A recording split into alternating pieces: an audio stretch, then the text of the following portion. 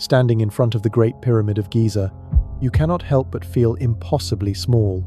This is not just about size, though the numbers are staggering. We are talking about 2.3 million limestone blocks, each weighing between 2 and 15 tons. Some granite blocks in the interior chambers weigh 70 tons. The entire structure, when complete with its smooth limestone casing, weighed approximately 6 million tons. But here is what keeps engineers awake at night. If the ancient Egyptians really built this in 20 years, as mainstream archaeology insists, they would have had to quarry, transport, dress, and perfectly place one block every 2 minutes. Every single minute, 24 hours a day, 7 days a week, for 2 decades straight. Let that sink in for a moment. One block every 2 minutes. No breaks, no errors, no delays. And we are not talking about stacking rocks in your backyard. We are talking about precision that modern construction companies, with all their lasers and computers and hydraulic equipment, struggle to achieve. The Great Pyramid is aligned to true north with an accuracy of 1/15 of a degree. That is not close. That is perfect. That is the kind of precision that makes surveyors nervous, because even with GPS technology, we have trouble matching it.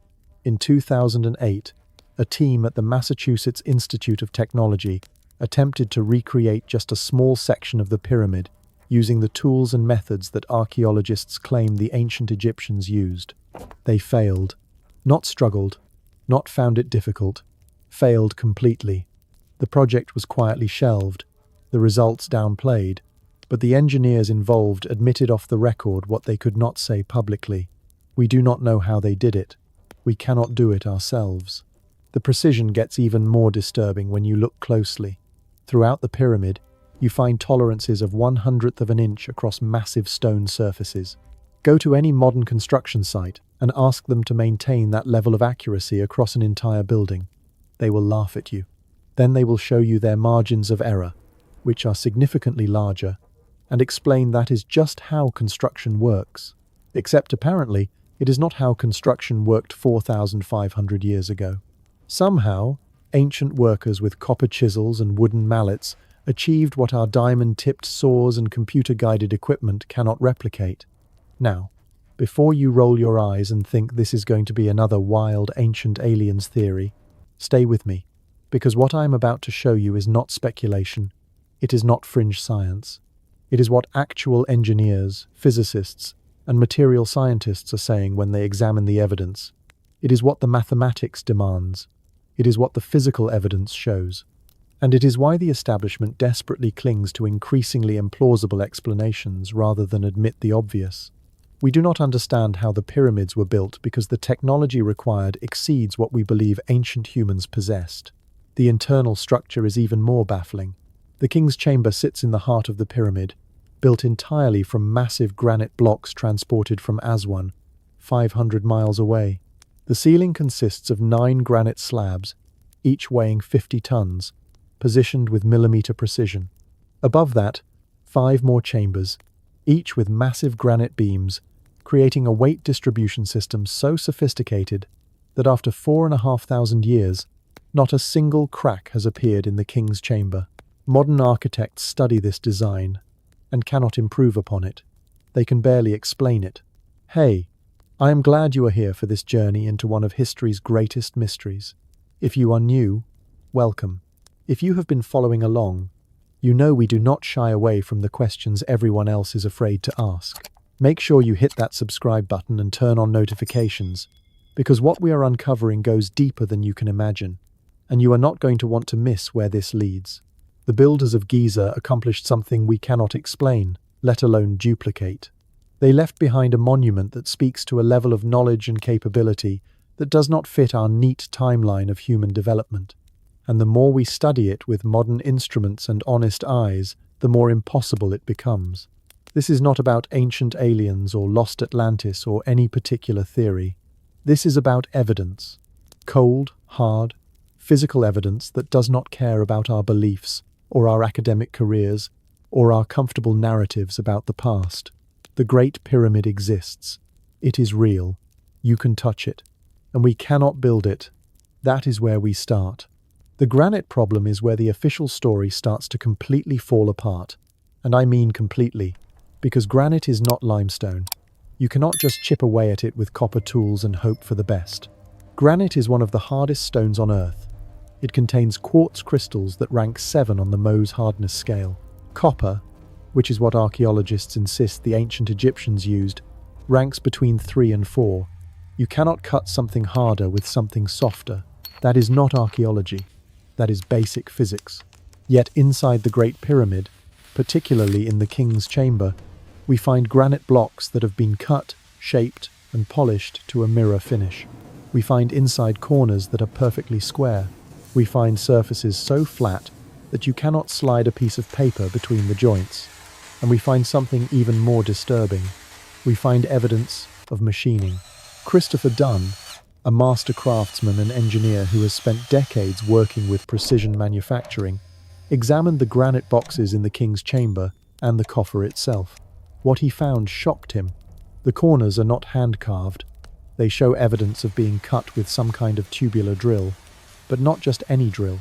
The feed marks, the spiral patterns left in the stone, indicate a drill that was advancing through solid granite at a rate of 1/10 of an inch per revolution.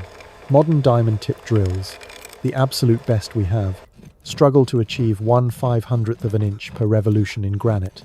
Whatever cut these stones was 10 times more efficient than our current technology. Let me put that in perspective. We are talking about cutting through granite that contains crystals harder than the cutting tool we use today. We are talking about a feed rate that engineers look at and say that is impossible. Yet, there it is. You can go to Egypt right now, get special permission to examine the coffer in the King's Chamber, and you can see these marks yourself. They are not theoretical. They are not disputed. They are just ignored because nobody can explain them. The core drill holes are even more problematic. These are cylindrical holes drilled into granite blocks, and they exist throughout the Giza complex. Some are finished, some were abandoned mid-drilling, and they all show the same impossible feed rates. In 1984, Dunn examined these cores and found something that should not exist. The drill marks spiral around the core, showing that whatever cutting device was used, it was rotating and advancing simultaneously. This is sophisticated machining. This is not ancient Egyptians with bow drills and copper tubes, which is the mainstream explanation. This is precision manufacturing. But here is where it gets even stranger. The acoustic properties of the King's Chamber. The room is built entirely of granite, which contains high quartz content. Quartz is piezoelectric. That means when you apply pressure or vibration to it, it generates an electrical charge. When you apply an electrical charge to it, it vibrates. The entire King's Chamber is essentially a massive resonance cavity made of a material that converts sound to electricity and electricity to sound. Why? If this is just a tomb, why build it this way? Why transport hundreds of tons of granite 500 miles when you have perfectly good limestone right there? Unless it was not a tomb. Unless it served some other function that required these specific properties. Tests conducted in the King's Chamber have measured specific frequencies that the room naturally amplifies. The granite walls, the dimensions, the empty coffer that rings like a bell when struck, all of it is engineered for acoustics. You can stand in that chamber and produce a tone, and the entire room resonates. This is not accidental. This is intentional design. But design for what? Now let us talk about the boxes themselves. There are granite boxes and coffers scattered around the Giza plateau, in temples, in chambers, precision cut from single blocks of granite. Some of these boxes weigh over 70 tons. They have perfectly flat surfaces on all sides, inside and out. The corners are square to within 1/1000th of an inch. The lids fit so precisely that even today, you cannot see the seam where the lid meets the box. This is optical precision. This is machining that we associate with modern manufacturing plants, not ancient stone workers with primitive tools. Egyptologists will tell you these were sarcophagi, boxes for mummies. But no mummy has ever been found in any of them. Not one. And if you were going to make a box for a dead body, would you really need tolerances of 1/1000th of an inch? Would you really need surfaces so flat that they could be used as reference planes in a machine shop? Because that is what these boxes are. They are precision instruments made of stone. But instruments for what? Some researchers have examined these boxes and noticed something else. The corners, where two surfaces meet at 90 degrees, show evidence of some kind of cutting technology that could navigate inside corners. If you have ever worked with tools, you know that inside corners are incredibly difficult. You cannot use a circular saw. You cannot use a grinding wheel. You need specialized equipment. Yet somehow, ancient Egyptians with copper chisels created perfect 90-degree inside corners in granite. Think about that. Really, think about what that requires. There is a site at Aswan where the ancient Egyptians quarried their granite, and there, lying unfinished, is the largest obelisk ever attempted. It is still attached to the bedrock. It weighs over 1,000 tons, and here is the mystery. All around this obelisk you can see the marks where workers were attempting to separate it from the surrounding rock. The official explanation is that they pounded the granite with dolerite balls, which are very hard round stones. Archaeologists have done experiments showing that you can, very slowly, pound away at granite with these balls and eventually create a trench. But when you look at the actual marks at Aswan, they do not match. The trenches are too uniform, the sides are too smooth, and the volume of material that would have needed to be removed, the sheer amount of granite dust and chips that should be there, is missing. Something else was happening here. Something that created these precise channels in solid granite without leaving behind the debris field that pounding would create. Where are you watching this from? Drop your country in the comments. I'm curious how far around the world this mystery reaches. And if you have ever tried to cut granite or any hard stone, you know exactly what I am talking about. You know how difficult it is. You know the tools it requires. So when I show you what comes next, you will understand why engineers are baffled. The saw marks are another problem. On some granite blocks, you can see parallel striations, perfectly straight, running across the surface. These are saw marks. But the spacing between the marks indicates a blade thickness and a feed rate that should not be possible. Modern saws use thin diamond blades that cut with a very fine kerf. The width of the cut, the marks on ancient granite blocks suggest blades that were thin, moved quickly, and cut through one of the hardest stones on earth like it was butter. Copper cannot do this. Bronze cannot do this. Even iron cannot do this. You need diamonds or carbide. You need modern abrasives. But apparently, you do not. Apparently, 4,000 years ago, somebody had figured out something we still have not rediscovered. I am curious, where in the world are you watching this from right now? What time is it where you are? Drop your location and the time in the comments. I want to see how far this mystery reaches across the globe. Are you watching this at 3 in the morning, unable to sleep because these questions won't leave you alone? Or maybe it is your lunch break and you are realizing your afternoon meetings suddenly seem a lot less important. Let me know down below. The granite problem is not a minor issue. It is not something you can hand-wave away with enough slaves and enough time. It is a fundamental question about technology and capability. Either the ancient Egyptians had cutting and drilling technology that was far more advanced than we give them credit for, or somebody else did, because the evidence is there, the precision is there, the impossible feed rates are there, the perfect surfaces are there, and copper chisels are not. In 2018, a team of international scientists published a study that sent shockwaves through the academic community, though you probably never heard about it.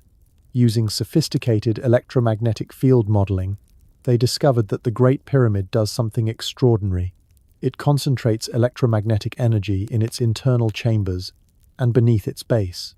This was not mysticism or pseudoscience. This was published in the Journal of Applied Physics.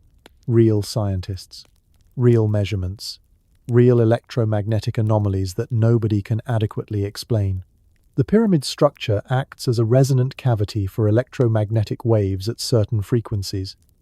The limestone casing stones that once covered the entire pyramid were not just for show. Limestone is an excellent insulator. Beneath that, the core blocks create a specific geometric configuration that channels electromagnetic energy in very particular ways. The Grand Gallery, that massive ascending passageway with its corbelled ceiling, focuses electromagnetic radiation like a waveguide.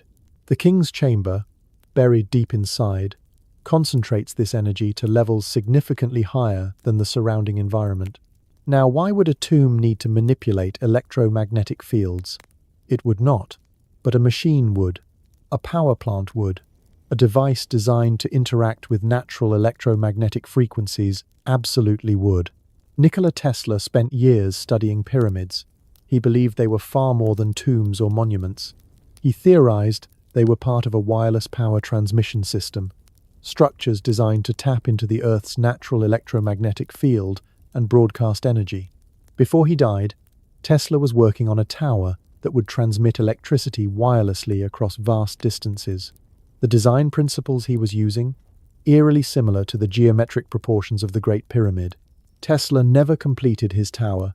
Funding dried up. His work was suppressed. But his notes describe a pyramid-shaped structure that could resonate with the Earth's ionosphere and create a standing wave of electrical energy. The ancient Egyptians called certain objects dyad pillars.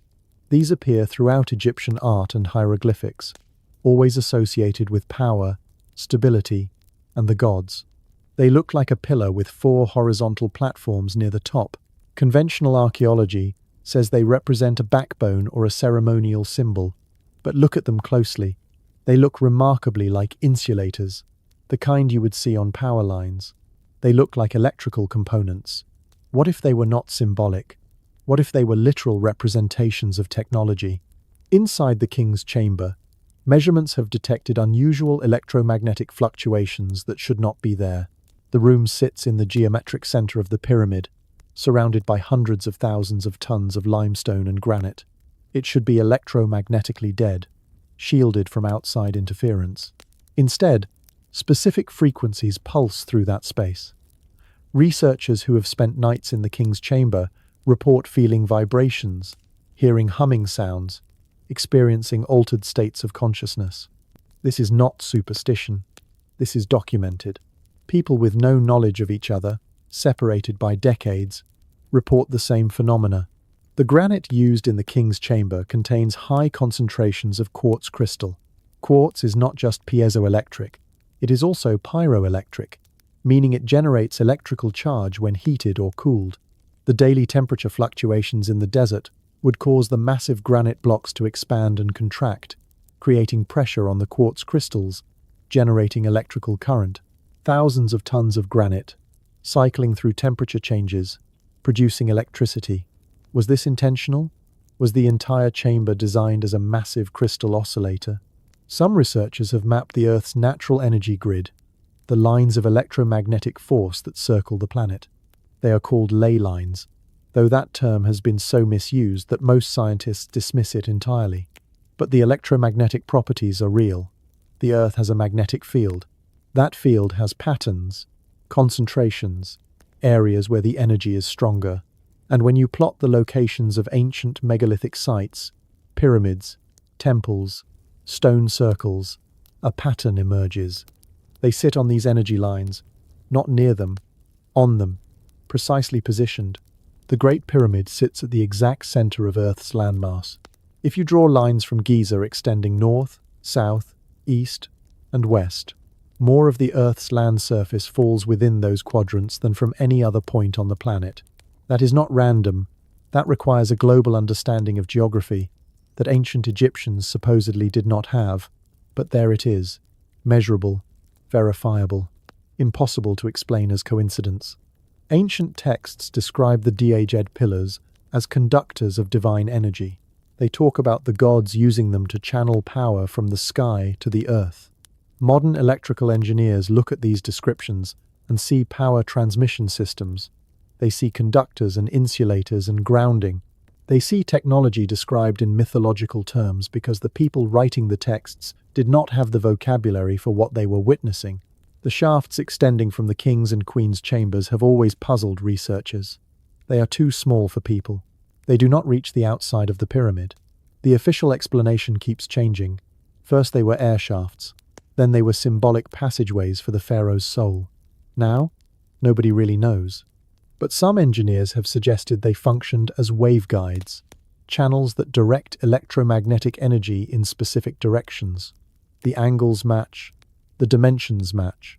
The copper fittings that were found in these shafts fittings that have since disappeared from the archaeological record, would make perfect sense as electrical contacts.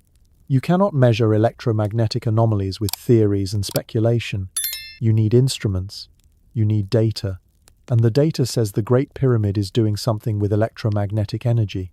Whether this was intentional, whether ancient builders understood what they were creating, those are different questions. But the physical reality is undeniable. This structure interacts with electromagnetic fields in ways that tombs simply do not need to do. What happens when you combine piezoelectric granite, specific geometric proportions, and the Earth's natural electromagnetic field? You get a resonance chamber. You get amplification. You get a structure that could potentially generate and transmit energy. Not magic. Physics. Strange physics, certainly. Physics we do not fully understand? Absolutely. But physics nonetheless. The Great Pyramid was not just built, it was engineered. And whatever it was engineered to do, it involved electromagnetic energy on a scale we are only beginning to comprehend. The mathematics encoded in the Great Pyramid should not exist. Period. We are not talking about simple geometry or basic measurements. We are talking about advanced mathematical constants that mathematicians would not formally discover for thousands of years. Constants that require sophisticated understanding of calculus, geometry, and astronomical observation. Constants that appear again and again throughout the structure, with precision that eliminates any possibility of accident. Take pi, the ratio of a circle's circumference to its diameter, 3.14159, and so on. The ancient Greeks get credit for working with pi around 500 BCE. Archimedes calculated it to a reasonable approximation. But the Great Pyramid, built supposedly around 2500 BCE, encodes pi in its fundamental dimensions. The height of the pyramid, divided by half its base perimeter, equals pi divided by 2. Exactly. Not approximately. Not close enough. Exactly. You could argue coincidence. You could say maybe they stumbled onto this ratio without understanding what it meant. Except it appears everywhere. The relationship between the slant height and half the base? Pi again. The ratio of the pyramid's volume to the area of its faces? There is pi hiding in that calculation too. At some point, coincidence stops being a valid explanation. At some point, you have to accept that somebody knew exactly what they were doing. Then there is phi, the golden ratio, 1.618. This number appears in nature constantly. In flower petals, in spiral galaxies, in the proportions of the human body. Renaissance artists used it deliberately to create aesthetically pleasing compositions. The Parthenon in Greece incorporates it. But the Great Pyramid used it first. The ratio of the slant height to half the base length? Phi. The ratio between various chamber dimensions? Phi again. The proportions of the king's chamber itself? You guessed it. Phi. The golden ratio is not something you discover by accident while stacking stones. It requires mathematical sophistication. It requires understanding irrational numbers. It requires the ability to calculate and measure with extreme precision. The ancient Egyptians supposedly had none of these capabilities. They had no decimal system. They had no concept of irrational numbers according to mainstream scholars. Yet there is phi, woven into the structure as deliberately as the stones themselves. But here is where it gets truly bizarre. The geographic coordinates of the Great Pyramid, 29.979245 degrees north latitude. Write down the speed of light in a vacuum, 299,792,458 meters per second. Look at those numbers again. 29.9792458, 299792458. The pyramid's latitude matches the speed of light to 8 decimal places. The speed of light was not measured accurately until the 1600s. The meter as a unit of measurement was not defined until 1799. Yet there sits the Great Pyramid, positioned at exactly the latitude that numerically represents the speed of light when expressed in meters per second. Pure coincidence? Then explain why this structure also encodes pi and phi, and the dimensions of the Earth, and alignments to stars that require understanding precession. At what point does coincidence become statistically impossible? The pyramid's base measures 760.3 feet on each side. That is not arbitrary. When you factor in the mathematical relationships embedded in the structure, this dimension relates directly to the size of the Earth. The perimeter of the pyramid's base multiplied by 43,200 gives you the Earth's equatorial circumference. The ancient Egyptians supposedly believed the Earth was flat. They supposedly had no concept of the planet as a sphere. Yet the dimensions of their greatest monument encode the exact size of that sphere. Fibonacci sequences appear in the passageway ratios. These are the famous number patterns where each number is the sum of the two preceding ones. 1, 1, 2, 3, 5, 8, 13. They appear in nature everywhere, from nautilus shells to hurricane patterns. Medieval mathematician Leonardo Fibonacci introduced Europe to this sequence in 1202 AD. But the passageways in the Great Pyramid, the ascending and descending corridors, their lengths relate to each other through Fibonacci ratios. Coincidence number 8,000? Or evidence of knowledge that predates our historical timeline? The astronomical alignments are equally impossible. The pyramid aligns to true north with greater accuracy than the Royal Observatory in Greenwich, England, built in 1675 with the best instruments of that era. The four shafts in the King's and Queen's chambers point to specific stars. Not just any stars, significant stars. Alpha Draconis, Thuban, which was the pole star when the pyramid was supposedly built. Alnitak, Alnilam, and Mintaka, the three stars of Orion's belt. Sirius, the brightest star in the sky, sacred to the Egyptians. But here is the thing about Orion's belt. The three pyramids at Giza, their layout on the ground, matches the arrangement of those three stars. Not approximately, precisely, including the offset of the third, smaller pyramid, which corresponds to the dimmer third star in the belt.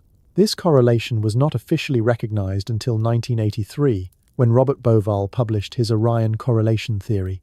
But the pyramids were already there, arranged in that exact pattern for 4,500 years. The angle of the ascending passage? 26 degrees. That is the angle of the Earth's axis tilt relative to its orbital plane. Give or take the small variations from precession. The ancient Egyptians supposedly did not know the Earth had an axial tilt. They supposedly did not know the Earth rotated or orbited the Sunday. Yet there is the angle, built into the architecture, impossible to miss once you measure it.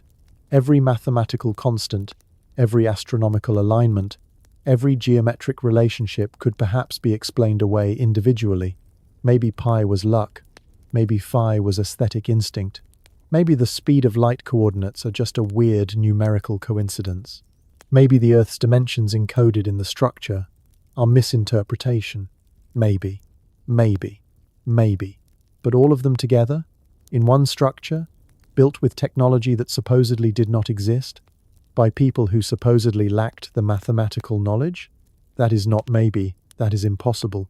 Yet there it stands. What if everything we have been taught about the timeline of human civilization is wrong? Not slightly off. Fundamentally, catastrophically wrong. What if the pyramids were not built by the ancient Egyptians at all, but inherited by them? What if they are remnants of a civilization so ancient, so advanced, that it vanished from history thousands of years before recorded history even began? There is a geologist named Robert Schoch, Boston University, perfectly respectable academic credentials. In 1990, he was brought to Egypt to examine the Sphinx, not as a believer in alternative history, as a skeptic. His job was to use geological evidence to confirm the accepted dating. Instead, he discovered something that would make him a pariah in archaeological circles. The Sphinx shows clear evidence of water erosion, not wind erosion, water. Deep, vertical weathering patterns that could only come from prolonged exposure to heavy rainfall. Egypt has been a desert for thousands of years. The last time the Giza Plateau experienced rainfall heavy enough and sustained enough to create that kind of erosion was at the end of the last ice age. We are talking 10,000 to 12,000 years ago, minimum. The Sphinx, according to geology, not archaeology, is at least twice as old as mainstream science claims, probably older. The implications are staggering. If the Sphinx is that old, what about the pyramids? What about the temples? What about the entire complex? Archaeologists hate this. They have built entire careers on the established timeline. They point to the fact that Khafre, the pharaoh supposedly responsible for the Sphinx, has his name associated with the monument. But here is the problem. That association comes from a small stela placed between the Sphinx's paws by Thutmose IV, over 1,000 years after Khafre supposedly lived. It is not contemporary evidence. It is a much later claim. And there is another inscription, older, more problematic. The inventory stela. The inventory stela is a limestone tablet found at Giza. It is old enough that archaeologists cannot easily dismiss it, but inconvenient enough that they try anyway. The inscription says that Khufu, the pharaoh credited with building the Great Pyramid, actually just restored the pyramid. It was already ancient when he found it. The text specifically mentions that Khufu discovered the Sphinx buried in sand and ordered excavation around it. If this stela is accurate, and archaeologists have provided no convincing evidence that it is a forgery, then the entire accepted timeline collapses. The pyramids and Sphinx were already there when the first dynasties of Egypt began. Graham Hancock has spent decades researching this possibility. He points to a global pattern. Around the world, ancient structures exist that mainstream archaeology cannot adequately explain. Göbekli Tepe in Turkey, stone circles and carved pillars dating to 9,500 BCE. That is 11,000 years ago, before agriculture, before civilization, as we understand it. Yet there it sits, proof that sophisticated construction and astronomical knowledge existed in a period when humans were supposedly primitive hunter-gatherers. Hancock's theory centers on a cataclysm, the Younger Dryas period. About 12,800 years ago, something catastrophic happened. Temperatures plummeted. Ice sheets that had been melting suddenly expanded again. Entire species went extinct. And right at the beginning of this period, there is evidence of massive impacts. Comet fragments hitting the North American ice sheet. The resulting floods would have been apocalyptic. Sea levels rose.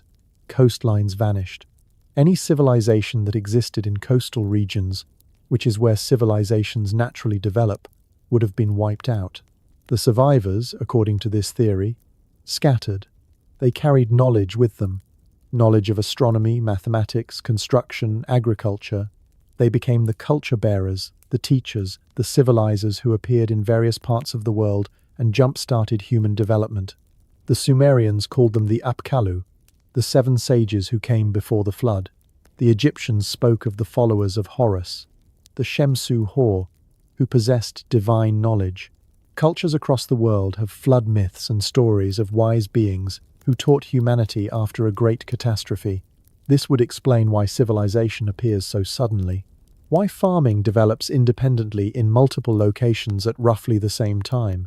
Why pyramid building appears on different continents with no apparent contact between cultures. Why ancient structures worldwide share similar construction techniques, similar astronomical alignments, similar mathematical properties. Not because aliens visited, because survivors of an earlier human civilization spread across the globe and rebuilt, teaching what they knew to the remnants of humanity that survived the cataclysm. The Sahara Desert was not always a desert. Between 15,000 and 5,000 years ago, it was green. Rivers flowed. Lakes existed. Rainfall was abundant. Rock art throughout the Sahara shows hippopotamuses, crocodiles, boats, all indicating a wet, fertile environment. A civilization could have thrived there during that period. A civilization that built the Sphinx when the climate could produce the rainfall that created its erosion patterns. A civilization that built the pyramids as part of a larger complex we are only beginning to understand. When the climate shifted, when the rains stopped and the desert expanded, that civilization would have contracted to the Nile Valley. The knowledge would have been preserved by priesthoods, by secret societies, by those entrusted with maintaining what remained of the old wisdom. The dynastic Egyptians we know from history would have been the inheritors of this legacy, not its originators. They would have tried to emulate what they found, to restore and maintain structures they did not fully understand. This explains why the oldest pyramids are the most sophisticated, and why later attempts become progressively cruder. Atlantis might not be mythology. Plato described it as an advanced civilization destroyed by a cataclysm around 9600 BCE. That date puts it right at the end of the Ice Age, right at the Younger Dryas boundary. Plato insisted his account came from Egyptian priests who maintained records going back thousands of years. Records of a time before the flood. Records of a civilization that fell. What if those priests were telling the truth? What if Atlantis was not a single island but a global maritime culture that collapsed when sea levels rose and coastlines drowned? Look at the evidence objectively. Advanced construction techniques appearing suddenly. Mathematical and astronomical knowledge that should not exist. Structures dated by geology to periods long before civilization supposedly began. Global myths describing the same events, the same cataclysms, the same teacher figures. Coastal ruins discovered underwater, submerged when sea levels rose at the end of the Ice Age. Genetic evidence showing that human populations bottlenecked around 12,000 years ago, consistent with a catastrophic population reduction. The establishment resists this theory violently, not because the evidence is weak, because accepting it means admitting they have been wrong about fundamental assumptions. It means rewriting textbooks. It means acknowledging that human history is far older and more complex than the simplified narrative we teach. It means accepting that advanced civilization has risen and fallen before, which raises uncomfortable questions about our own civilization's stability. If you think this sounds impossible, consider what future archaeologists would find if our civilization collapsed today. In 1,000 years, most of our structures would be gone. Wood rots, steel rusts, concrete crumbles. In 5,000 years, almost nothing would remain except perhaps some stone monuments and scattered artifacts. In 10,000 years, future archaeologists would struggle to prove we ever existed at all. They would find a few scattered ruins, some strange mathematical constants encoded in surviving structures, maybe some myths about powerful ancestors who could fly and communicate across vast distances. They would probably dismiss most of it as primitive superstition. We are those future archaeologists. We are looking at ruins from a civilization so old that almost everything has vanished. What we see at Giza might be the equivalent of finding the Hoover Dam 10,000 years from now and trying to figure out what it was for and how it was built, having lost all context about the society that created it. The pyramids are not the beginning of Egyptian civilization. They are the end point of something much older, something we lost, something we are only now beginning to remember existed at all. The ancient Egyptians themselves told us they did not build the pyramids. We just were not listening. Or rather, we were listening to archaeologists who decided the Egyptians must have been speaking metaphorically, mythologically, symbolically, because the alternative, that they were speaking literally, destroys the comfortable narrative. But when you actually read what they wrote, what they carved into temple walls and recorded on papyrus, the message becomes disturbingly clear. The pyramids came from before, from the gods, from the first time. The pyramid texts are the oldest religious writings we have from ancient Egypt. They are carved into the walls of pyramids dating to around 2300 BCE, not the Great Pyramid, that one has no inscriptions at all, but later pyramids built by pharaohs who were clearly trying to copy something they did not fully understand. These texts are supposed to be funerary spells, magic words to help the dead pharaoh ascend to the afterlife. But read them carefully. Really read them. They talk about gods who came from the stars. They describe technology. They mention the pharaoh ascending in flying boats, joining the imperishable stars, becoming one with beings who traverse the sky. The texts reference Zep Tepi, which translates to the first time. This was the golden age when gods walked the earth, when divine beings ruled Egypt before mortal pharaohs. Egyptologists treat this as mythology, creation stories, the kind of religious narratives every culture develops. But what if it was history? What if the first time was a real period, a real civilization, and the gods were not supernatural beings, but advanced humans whose technology seemed godlike to those who came after? The Book of Thoth is mostly lost now. Fragments remain, references in other texts, hints of what it contained, but those hints are tantalizing. This was supposed to be the book of ultimate knowledge, written by Thoth himself, the god of wisdom, mathematics, and writing. According to legend, anyone who read this book would understand the secrets of the heavens, the secrets of the earth, the language of animals, the power to enchant the sky and earth. This sounds like mythology until you realize it might be describing a technical manual, a guide to advanced knowledge that would seem magical to people who lacked the context to understand it. The Edfu building texts are inscribed on the walls of the Temple of Horus at Edfu. They are incredibly detailed. They describe the origin of all Egyptian temples, tracing them back to structures built by the gods during the first time. These gods are called the Builder Gods, the Seven Sages, beings who came to Egypt after their homeland was destroyed in a flood. They brought with them the divine knowledge needed to build sacred spaces, to align structures with the heavens to create places of power.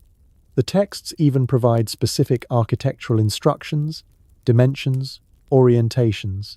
This is not vague mythology. This is technical documentation. Manetho was an Egyptian priest who lived in the 3rd century BCE. He wrote a comprehensive history of Egypt at the request of Ptolemy II. Most of his work is lost, but fragments survive quoted by later historians, and those fragments are problematic. Manetho lists dynasties of pharaohs going back thousands of years, which matches archaeological evidence. But before the human dynasties, he describes a period when gods ruled Egypt, not symbolically. He lists their names, the lengths of their reigns, treating them as historical figures.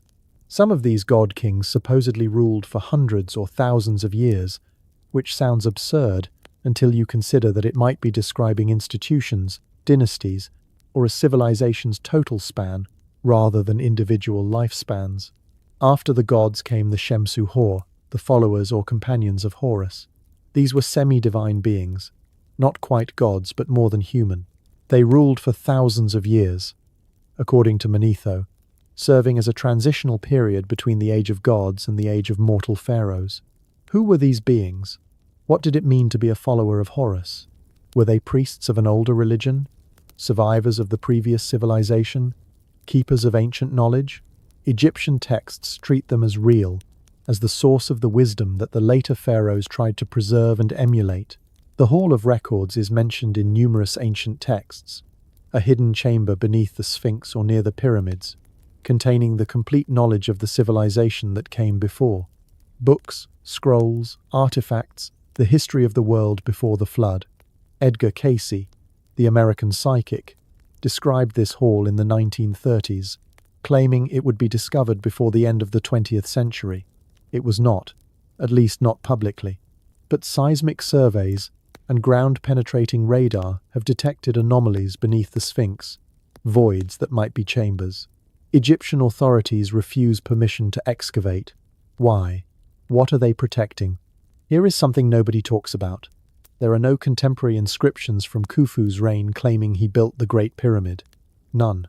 The only evidence linking Khufu to the pyramid is some graffiti-style marks found in relieving chambers above the king's chamber, discovered by Colonel Howard Vyse in 1837. These marks include Khufu's name and are the sole basis for attributing the pyramid to him. But those chambers had been sealed since the pyramid's construction. Vyse needed money, needed a discovery to justify his expedition. Some researchers suggest the marks are suspiciously well preserved, suspiciously convenient. Whether forgery or genuine, they remain the only link between Khufu and the Great Pyramid. Everything else is assumption. The Egyptian Book of the Dead is not really a book, and is not really about death. It is a collection of spells and instructions, a guide for navigating the afterlife. But read between the mythological language. It describes technology, boats that travel through the underworld, which might be symbolic or might be describing actual vessels traveling through underground passages. It mentions weighing the heart against a feather, which sounds mystical until you consider that ancient balance scales required sophisticated understanding of physics and precision measurement. It describes transformation, ascending through various levels, joining the stars. This could be spiritual metaphor, or it could be describing something more literal, experiences in hidden chambers, initiation rituals involving technology we no longer understand. Throughout all these texts runs a consistent theme. Knowledge came from before. Wisdom was inherited from the gods, from the first time, from beings who possessed understanding that later generations struggled to maintain. The texts do not describe primitive people slowly developing civilization. They describe people trying to preserve remnants of something greater, something older, something that had been lost. The pyramids are not presented as recent construction projects. They are described as ancient, even to the ancient Egyptians, sacred spaces built by those who came before, structures whose true purpose had been forgotten but whose power remained. Modern archaeology dismisses these texts as religious mythology because accepting them as historical accounts breaks the timeline. It suggests continuity of knowledge across a gap that should not exist. It implies that the people building mud brick houses and using copper tools had access to information from a far more advanced period. But maybe that is exactly what happened. Maybe the texts are telling us the truth, and we are the ones insisting on mythology because the truth is too disturbing. The gods of the first time might not have been supernatural. They might have been human, just far more advanced than the humans who came after the world ended. Now we enter the territory that makes academics nervous and skeptics roll their eyes. But before you dismiss this section, understand something. The extraterrestrial hypothesis exists not because people want to believe in aliens. It exists because when you exhaust all terrestrial explanations, when every conventional answer fails to account for the evidence, you are left with possibilities that sound absurd until you examine them honestly. Sometimes the crazy explanation is crazy because it is wrong. Sometimes it is crazy because we are not ready to accept what it means. Erich von Däniken published Chariots of the Gods in 1968. The book was explosive, controversial, dismissed by mainstream science, and read by millions. His central argument was simple. Ancient monuments worldwide show evidence of technology and knowledge that primitive humans could not have possessed. The logical conclusion: they had help. Visitors from other worlds came to Earth, influenced human development, taught us, possibly even altered us genetically, then left. The monuments are evidence of their presence. The myths are distorted memories of actual contact. Critics tore him apart. They said he misinterpreted evidence, cherry-picked data, ignored simpler explanations, and they were partially right. Von Däniken made mistakes. He drew conclusions that were not warranted. But here is the thing. Being wrong about some details does not mean you are wrong about everything. And the core question remains unanswered. How did ancient humans accomplish these feats? Not could they have. How did they? Show the working. Demonstrate the method. Replicate the results. Nobody has. The Sumerian connection runs deeper than most people realize. The Sumerians appeared suddenly in Mesopotamia, around 4000 BCE, with a fully developed civilization. Writing, mathematics, astronomy, law, agriculture, architecture, all of it just there, as if someone flipped a switch. Their texts describe the Anunnaki, beings who came from the heavens, who created humans as workers, who taught civilization.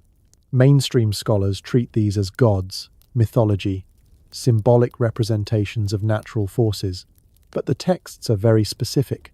They describe where these beings came from, what they looked like, what they did. They describe genetic engineering, creating humans by mixing the essence of the gods with primitive humans already on Earth. Zecharia Sitchin spent decades translating Sumerian tablets.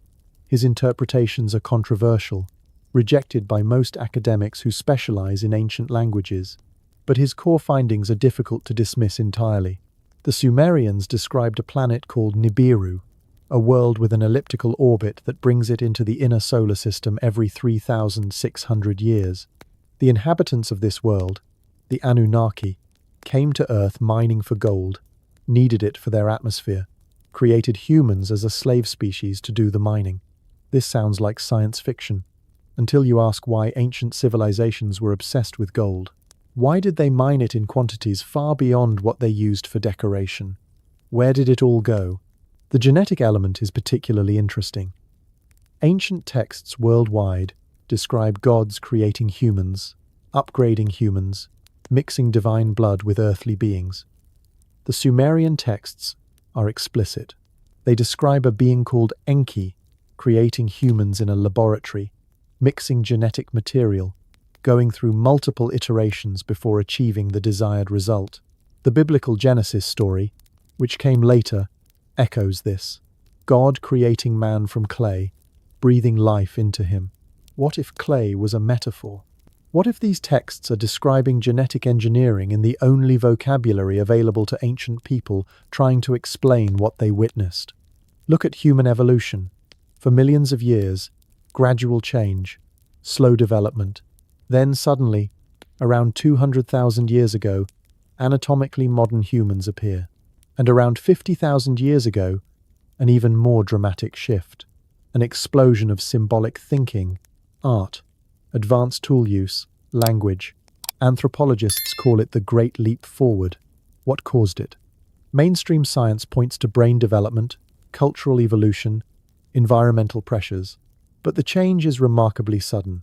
Ancient astronaut theorists point to this as evidence of intervention. Upgrade, genetic modification by visitors who needed workers, who wanted intelligent beings but not too intelligent.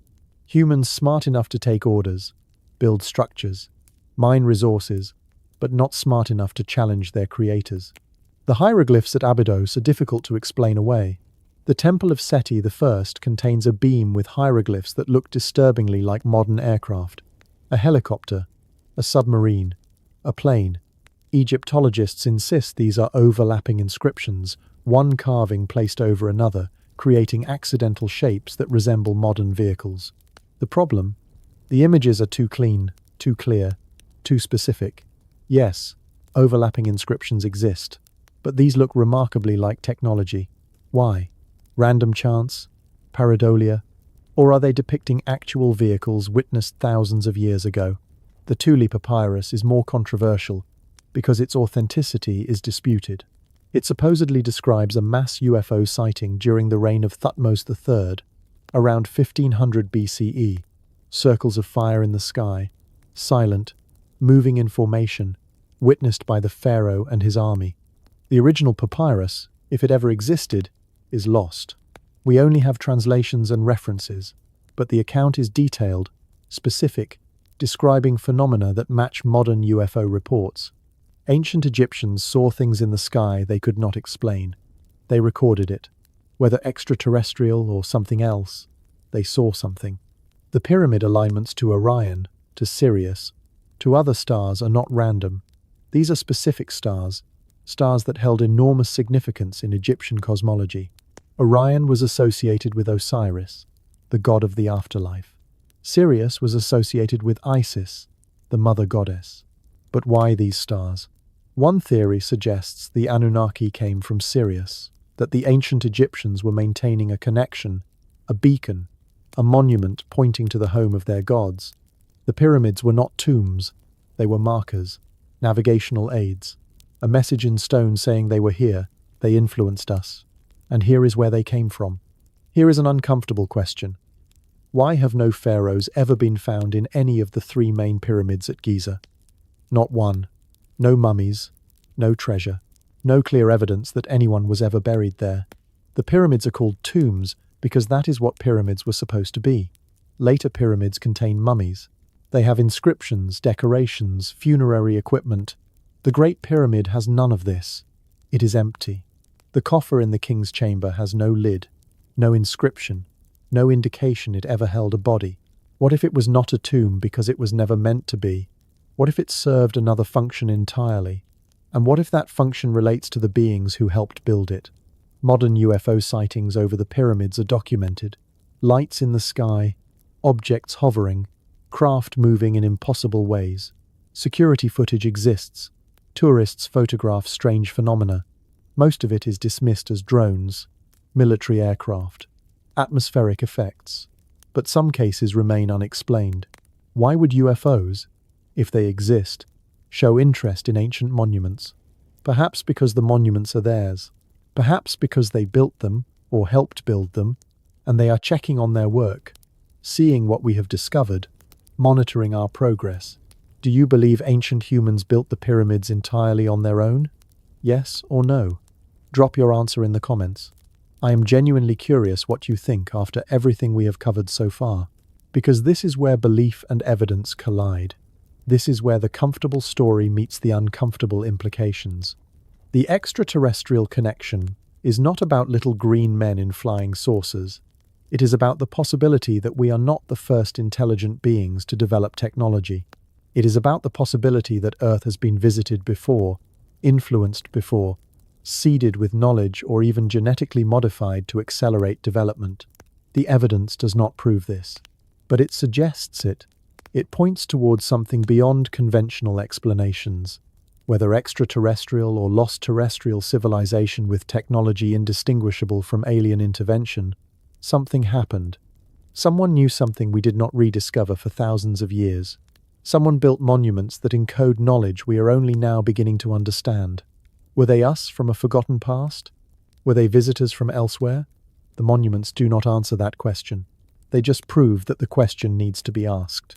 What if the ancient Egyptians did not drag massive stones across the desert? What if they did not need ramps or sledges or thousands of workers? What if they simply lifted the stones with sound? This sounds like fantasy, like something from a science fiction movie. Except acoustic levitation is real. It exists. Scientists have demonstrated it in laboratories. Sound waves can suspend objects in mid-air, move them, manipulate them without physical contact. The technology exists today. The question is not whether sound can move matter. The question is whether ancient builders knew this thousands of years ago. Modern acoustic levitation works by creating standing waves, areas where sound pressure is high enough to counteract gravity. Researchers have levitated small objects, water droplets, insects, even small stones. The objects float, suspended in nodes of sound pressure. This is not theoretical physics. This is documented, repeatable, observable science. Now scale it up. Increase the power. Use massive resonators instead of tiny speakers. What could you move then? Could you move a 2-ton block? A 15-ton block? A 70-ton granite slab? There are stories, legends dismissed as folklore. But listen to them. Tibetan monks, according to multiple accounts from the 1930s and 40s, were witnessed moving large stones up mountainsides using sound. Western observers described monks arranged in a precise geometric formation, playing horns and drums in specific rhythms. The stones, weighing hundreds of pounds, would vibrate, then rise, then float up the mountain to a cliff edge where they were used for construction. Swedish engineer Henry Kjellson documented this. He published diagrams showing the exact arrangement of monks, instruments, and stones. Mainstream science ignores these accounts, calls them travelers' tales. Exaggeration. But multiple witnesses reported the same phenomena. Were they all lying? All mistaken? Or did they see something real? Ancient Egyptian texts refer repeatedly to the power of the voice, the power of sacred words. The priests could speak words that moved objects, that opened doors, that commanded the elements. Egyptologists interpret this as religious metaphor, the power of prayer, symbolic language describing spiritual authority. But what if it was literal?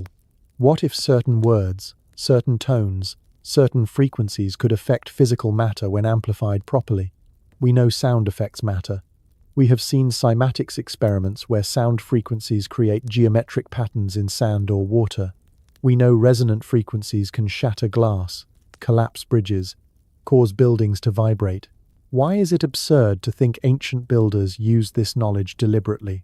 The Grand Gallery in the Great Pyramid is acoustically perfect. That is not opinion. That is measurable fact. The corbelled ceiling, the narrow width, the specific dimensions, all create a resonance chamber that amplifies sound at particular frequencies. Stand in the Grand Gallery and produce a tone. The entire space responds. The walls vibrate. The sound builds, amplifies, fills the chamber with energy. Why?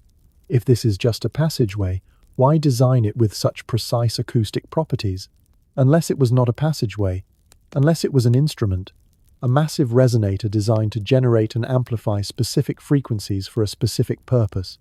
Edward Leedskalnin built Coral Castle in Florida single-handedly between 1923 and 1951. He quarried and moved massive coral blocks, some weighing 30 tons by himself. He was a small man, barely over 5 feet tall, weighing 100 pounds. He had no modern equipment, no cranes, no trucks. He worked alone at night. Neighbors sometimes heard him singing, humming, producing strange tones. When asked how he moved the stones, he said he understood the secrets of the pyramids. He said he knew how the ancient Egyptians worked. He never explained fully. He died in 1951, taking his method with him. But Coral Castle stands. The stones are there, moved by one man who understood something about leverage or sound or magnetism that conventional physics cannot explain. Experiments with ultrasound have shown that high-frequency vibrations can cut stone, not by grinding or abrading, but by causing molecular disruption. The material separates at a microscopic level. This requires tremendous power, specific frequencies, focused application. But it works. It cuts cleanly. It leaves smooth surfaces. Sound as a cutting tool. Now consider the precision cuts in the granite at Giza, the impossible feed rates, the smooth surfaces. What if they were not drilled and sawed in the conventional sense? What if sound cut them? Frequencies tuned to the resonant properties of granite, causing the stone to separate, to shape itself according to the vibration patterns applied? The missing tools are the biggest clue. Archaeologists have found copper implements, stone hammers, wooden tools, but nothing that could actually accomplish what we see. No saws capable of cutting granite with precision. No drills that could bore through solid rock at impossible feed rates. No devices that could lift 70-ton blocks into precise positions. The tools that could do the work are not there. So either they have not been found yet, or they were not tools in the conventional sense. They were instruments, sound generators, resonators, devices that manipulated matter through frequency rather than force. Walter Russell was an artist, sculptor, philosopher, and mystic who developed a theory about the fundamental nature of the universe. He believed matter was frozen light, that everything was vibration, that form emerged from wave patterns in an underlying energy field. This sounds esoteric, new age, unprovable. Except modern quantum physics increasingly points to similar conclusions. Matter is not solid. It is energy in specific configurations. Change the energy pattern, change the matter. Russell believed ancient builders understood this. He believed they could manipulate matter through controlled vibration, through understanding the harmonic relationships that govern physical form. He spent years trying to rediscover these principles. He died before completing the work. But his theories align remarkably well with what acoustic levitation and sonic manipulation suggest. The copper fittings in the pyramid shafts have vanished. They were documented, photographed, then disappeared from the archaeological record. Why? What were they? Decorative elements make no sense in shafts too small for humans. Symbolic purposes are equally implausible. But as components of an acoustic device? As tuning elements, reflectors, focusing mechanisms for sound waves? That makes sense. Remove them, and the device stops working. Leave them in place, and independent researchers might figure out what the pyramids actually did. Better to make them disappear. Frequency and resonance are not magic. They are physics. We use them every day. Radio transmits information through electromagnetic frequencies. Medical ultrasound uses sound waves to image internal organs. Industrial applications use sonic vibration for cleaning, cutting, welding. We know sound affects matter. We just think we discovered this recently. What if we did not discover it? What if we rediscovered it? What if ancient builders had this knowledge, used it routinely, then lost it when their civilization collapsed? The pyramids might be evidence of sonic technology so advanced, so sophisticated, that we are only now beginning to understand what they were designed to do. Not tombs, not monuments, machines. Acoustic machines built on principles we have forgotten and are only starting to remember. There is a possibility that hardly anyone talks about, and when they do, it gets shut down fast. What if the pyramid blocks were not carved at all? What if they were cast, poured like concrete, mixed from limestone aggregate and ancient chemicals, then molded into place? This is not fringe thinking anymore.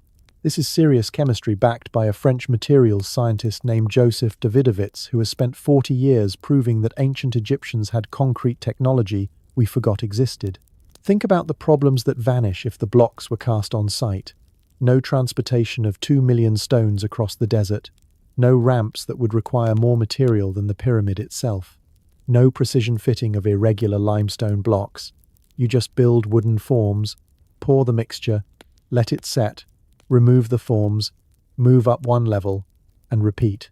Suddenly the timeline makes sense. Suddenly the labor force becomes reasonable. Suddenly the whole construction mystery that has plagued researchers for centuries just disappears. Davidovits did not start with a theory looking for evidence. He started with evidence that did not fit. Chemical analysis of pyramid stones showed anomalies. Mineral compositions that did not quite match the quarries they supposedly came from. Densities that were slightly off. Air bubbles trapped inside supposedly solid limestone. Organic materials, hair, fibers, things that should not be inside natural stone but would absolutely be in cast stone if workers were not careful with the mix. The evidence pointed one direction: geopolymer. Ancient concrete. The Romans had concrete. Incredible concrete. Their harbour structures are still standing 2,000 years later, underwater, stronger now than when they were built. Modern concrete degrades in seawater within decades. Roman concrete gets stronger because of the specific volcanic ash they used and the chemical reactions that occur over time. Then the formula was lost. For 1,000 years, humanity forgot how to make this material. We only rediscovered the principles recently. If we lost concrete technology for a millennium, why is it impossible that Egyptians had it 3,000 years before Rome? Look at the blocks closely. Really look at them. The fit is too perfect. Natural stone cut from quarries has variations, irregularities. Even with modern tools, you get slight differences in dimensions. But pyramid blocks fit together with almost no mortar. Gaps so tight you cannot slide paper between them. How? If you are carving each block individually, achieving that fit is nearly impossible. But if you are casting them, you pour the first block, let it set, build a form against it, pour the second block directly against the first. Perfect fit. No gaps. No guesswork. Just chemistry. Then there are the tool marks. Or rather, the lack of them. Natural quarried stone shows evidence of how it was extracted. Chisel marks. Saw lines. Percussion damage. The pyramid blocks show remarkably little of this. The surfaces are smooth, uniform, almost like they solidified rather than being carved. Davidovits points to this. Cast stone would not have tool marks. It would have mold lines, subtle seams where forms met, and those exist. Egyptologists interpret them as fitting adjustments. Davidovits interprets them as evidence of casting. The chemistry works. Davidovits has recreated the process.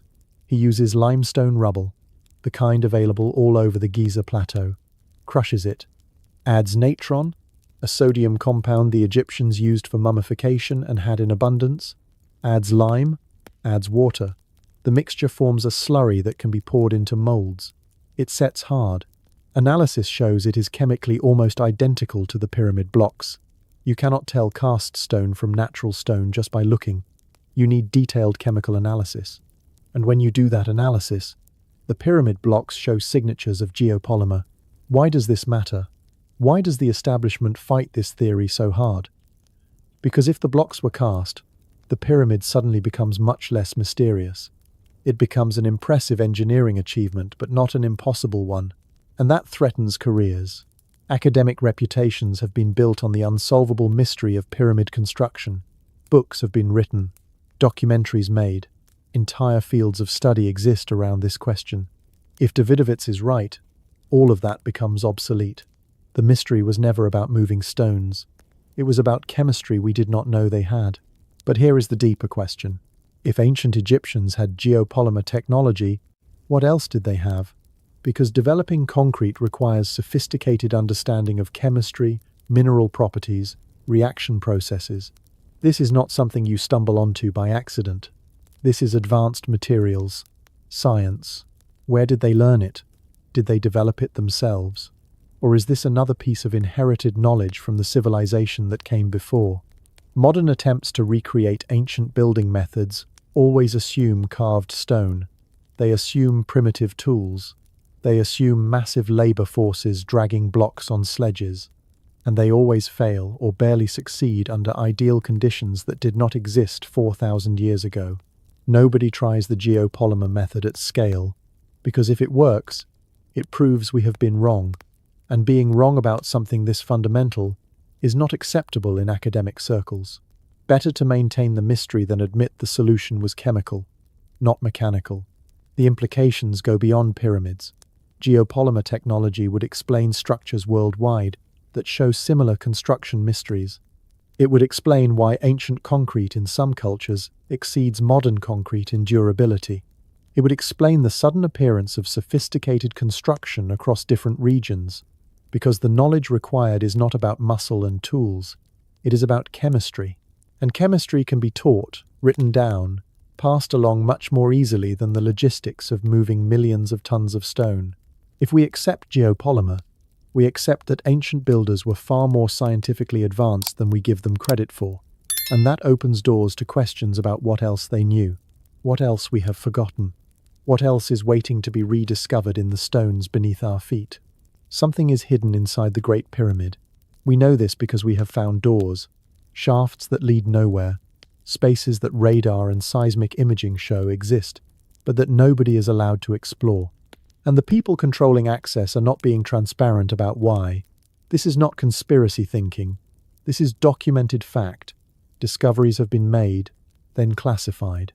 Explorations have been started, then mysteriously halted. Information has been released, then retracted. Someone does not want us to know what is really inside that structure. In 1993, a German engineer named Rudolf Gantenbrink sent a small robot up the southern shaft of the Queen's Chamber. This shaft is only 8 inches square, too small for humans, and it had never been fully explored. The robot, equipped with cameras and lights, crawled up the shaft for 200 feet until it reached something unexpected: a stone door, a small limestone slab with copper fittings blocking the passage. Behind it, the radar showed empty space, a chamber, something hidden deliberately, sealed 4,000 years ago, waiting. This should have been massive news. A sealed chamber in the Great Pyramid, untouched since construction. The possibility of artifacts, inscriptions, answers to questions that have plagued researchers for centuries. Instead, Gantenbrink was removed from the project. His permit was revoked. Egyptian authorities, specifically Zahi Hawass, who controlled all archaeological access in Egypt for decades, dismissed the discovery. Not a door, just a stone. Not important. Move along. Except it clearly was important enough to stop the research and ban the researcher.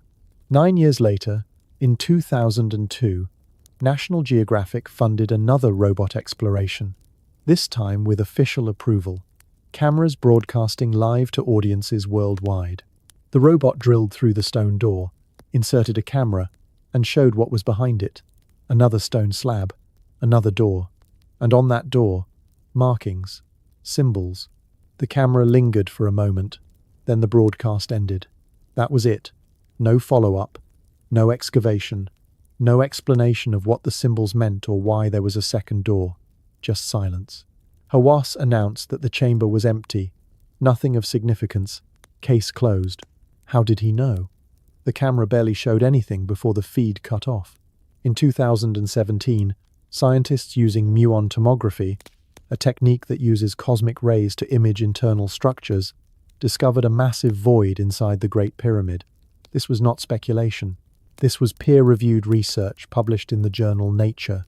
The void is at least 100 feet long, similar in size to the Grand Gallery, located above it. A space that big does not happen by accident in a structure this precisely engineered. It is either a chamber or a passageway. Either way, it should not be there according to everything we think we know about the pyramid's internal layout. Egyptian authorities immediately downplayed it. Not a chamber, just construction technique, an architectural quirk, nothing to investigate. But when international researchers requested permission to explore, permission was denied. When they asked to conduct more detailed scans, permits were not granted. The void exists. The research proves it. But nobody is allowed to find out what it is or what it contains. Why? What are they protecting? Or what are they afraid we will find?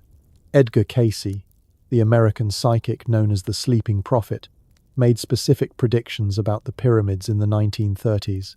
He described a hall of records hidden beneath the Sphinx, containing the complete history of the lost civilization of Atlantis. Books, artifacts, technology, all preserved in a chamber accessed through a passage under the Sphinx's right paw. Casey said this chamber would be discovered before the end of the 20th century and would revolutionize our understanding of human history.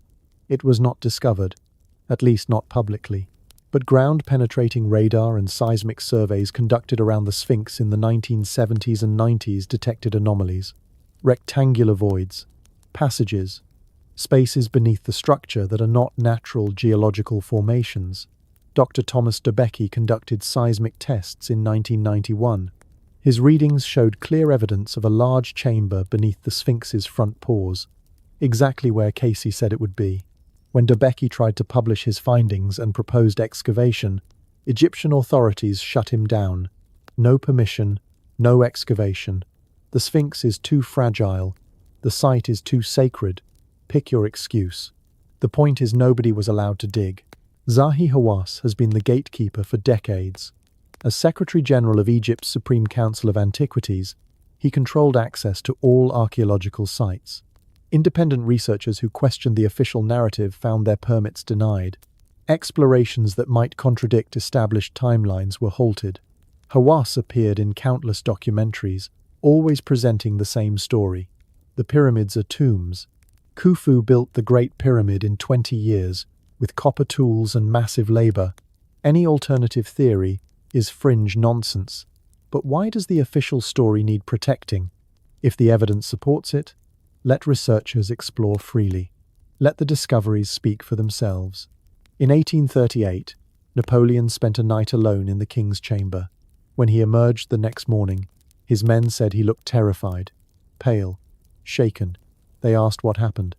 He refused to speak of it. Years later, on his deathbed, he started to tell the story, then stopped. He said no one would believe him anyway, and took the secret to his grave. What did he experience in that chamber? What did he see or feel that disturbed him so deeply he could never speak of it?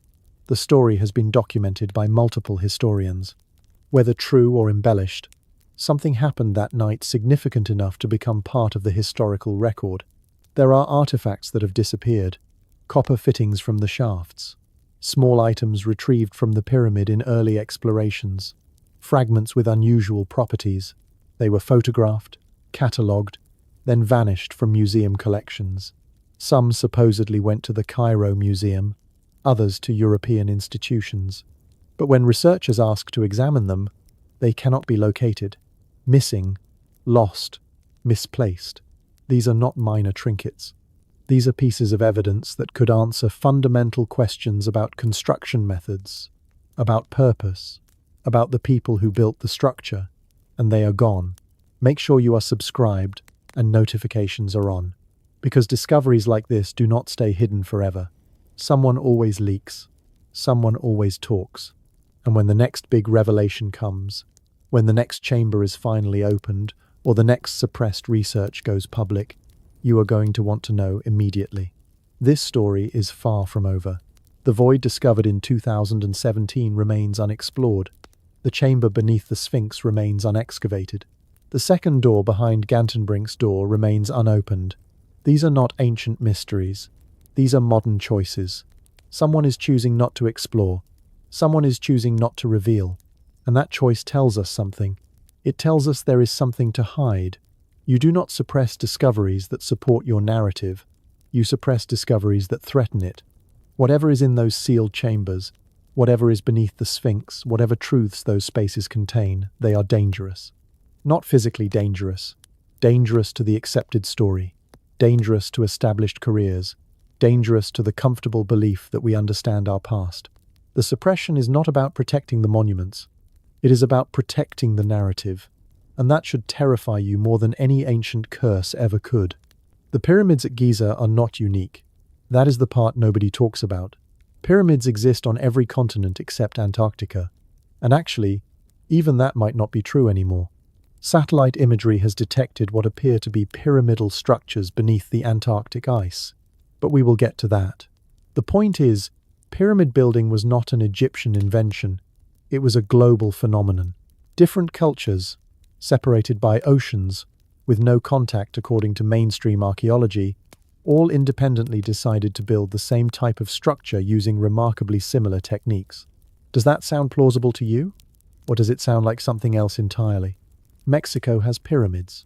The Pyramid of the Sun at Teotihuacan rivals Giza in size and precision. The base measurements are almost identical.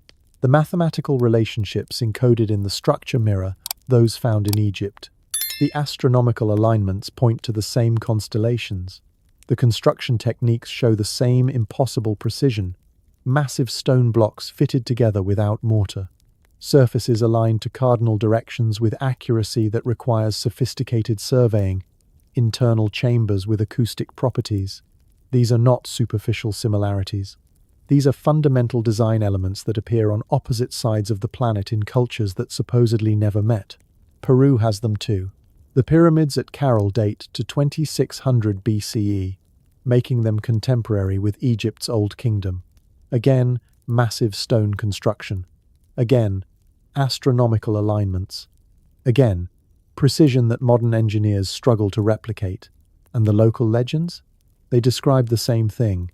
Gods who came from the sky, taught humanity, built great structures, then left. The Inca inherited these sites just like the Egyptians inherited Giza. They did not claim to build them. They claimed to restore them, to maintain what the ancestors had created. China is hiding hundreds of pyramids. Satellite images show them clearly. Massive earthen mounds with pyramidal shapes, some covered in vegetation, some still showing defined edges and corners. The Chinese government denies they exist, or claims they are natural formations. But natural formations do not have four sides meeting at a central apex. Natural formations do not align to cardinal directions. The white pyramids of Qinling are bigger than anything in Egypt. One is estimated to be over 1,000 feet tall. Why are they covered up? Why does China refuse to allow archaeological investigation? What are they afraid researchers will find? Bosnia has what might be the largest pyramid complex on Earth. Dr. Sam Osmanagic has been excavating the Bosnian Pyramid of the Sun since 2005. The structure is over 700 feet tall, making it larger than the Great Pyramid. It is covered in soil and vegetation, looking like a natural hill until you examine it closely. Then you see the paved terraces, the precisely cut stone blocks, the tunnels extending for miles underground. The ceramic blocks that analysis shows were manufactured, not natural. Carbon dating of organic material in the mortar gives dates of 29,000 years ago. 29,000. That predates all known civilizations by more than 20,000 years. The archaeological establishment hates the Bosnian pyramids. They call them natural formations. They call Osmanagic a pseudoscientist. They refuse to acknowledge the evidence. But the evidence is there. Ground-penetrating radar shows internal chambers. Electromagnetic measurements detect energy anomalies identical to those found at Giza. The stones are shaped. The tunnels are carved. The structure is oriented precisely to cosmic north, which is not magnetic north, and requires astronomical knowledge to determine. Either this is an elaborate natural coincidence that happens to match pyramid construction worldwide, or it is exactly what it appears to be, the oldest and largest pyramid on Earth, built by a civilization we have no record of. Underwater pyramids present an even bigger problem. There is a massive structure off the coast of Cuba, discovered in 2000, sitting at over 2,000 feet depth. Sonar imaging shows geometric shapes, straight lines, right angles, a complex of buildings including what appears to be a pyramid. The area was above water during the last ice age, when sea levels were 400 feet lower, but it has been underwater for at least 10,000 years. How do you build underwater? You do not. You build on land, then the ice melts and the sea rises, which means whatever civilization built that complex existed before the flood. Japan's Yonaguni Monument is another underwater mystery. Massive stone terraces, carved steps, right-angle corners, a structure that some researchers believe is a pyramid. It sits off the coast of Yonaguni Island, submerged at the end of the last ice age. Marine geologists argue over whether it is natural or artificial. But natural rock formations do not have stairs. They do not have flat terraces cut at precise 90-degree angles. They do not have post holes drilled into the stone. The monument is either a bizarre accident of erosion that created features indistinguishable from architecture, or it is architecture, built on land, submerged when the waters rose, forgotten for 10,000 years. These structures sit on energy lines, ley lines if you want to use that term, though it has been so abused by New Age thinking that scientists reject it automatically. But call them what you want. The Earth has measurable electromagnetic field variations, patterns of magnetic intensity that form networks across the planet, and pyramid sites worldwide align with these patterns. They are not randomly distributed. They sit at specific points where the energy is concentrated. Giza sits at one node, Teotihuacan sits at another. The Bosnian pyramid complex sits at another. Plot them on a map. Connect them. You get a grid, a network, a global system of structures positioned deliberately to interact with the Earth's electromagnetic field. The mathematical relationships appear everywhere, the same ratios between height and base, the same use of pi and phi, the same astronomical alignments, cultures separated by oceans using the same construction principles, the same mathematical constants, oriented to the same stars. This is not independent invention. This is shared knowledge. This is a single source spreading information to different regions. Or this is multiple remnants of a global civilization that built these structures, then collapsed, leaving the survivors scattered across continents to maintain what they could. The conventional explanation is parallel evolution. Humans naturally gravitate toward pyramid shapes because they are stable. Different cultures independently discovered the same mathematical principles. The alignments are coincidental or based on obvious astronomical observations any culture could make. But that explanation requires an enormous number of independent coincidences. The same size, the same precision, the same techniques, the same knowledge appearing simultaneously worldwide with no contact. At what point does parallel evolution become statistically impossible? Antarctica is the final piece. Satellite images show what appear to be geometric structures beneath the ice. Pyramidal shapes that are either mountains or buildings. The ice is melting. In decades, we might know for sure. If structures exist under Antarctic ice, they have been there since before the ice sheet formed. That means they are at least 12,000 years old, possibly much older. A civilization that existed when Antarctica was habitable, before the Earth's crust shifted or the climate changed or whatever catastrophe locked that continent in ice. And if that civilization existed, if they built pyramids, then the global network extends to all 7 continents. A worldwide culture with advanced knowledge, building monuments that have survived everything Earth could throw at them. We are not looking at isolated achievements. We are looking at the remnants of something vast, something coordinated, something that spanned the planet and left its fingerprints in stone on every shore. Christopher Dunn spent 30 years as a precision engineer, machining parts for aerospace and high-tech industries. He knows what manufactured components look like. He understands tolerances, surface finishes, design principles. When he examined the Great Pyramid, he did not see a tomb. He saw a machine. Specifically, he saw a power plant. A massive hydrogen generator designed to convert Earth's vibrational energy into usable electricity. This is not mysticism. This is engineering analysis from someone who actually understands how energy systems work. Start with the Queen's Chamber. Conventional archaeology calls it the Queen's Chamber because Victorian explorers needed to name everything, and this seemed less important than the King's Chamber, so presumably for the Queen. Except no queen was ever found there. No inscriptions, no decorations, nothing that suggests a burial function. What it does have is strange. Salt deposits on the walls. Erosion patterns consistent with chemical reactions. 2 shafts extending from the chamber that were sealed at both ends. Hidden, not meant to be accessed. Why seal ventilation shafts? Why hide them? Unless they were not for ventilation. Unless they were chemical delivery systems. Dunn's hypothesis proposes that the Queen's Chamber was a reaction chamber.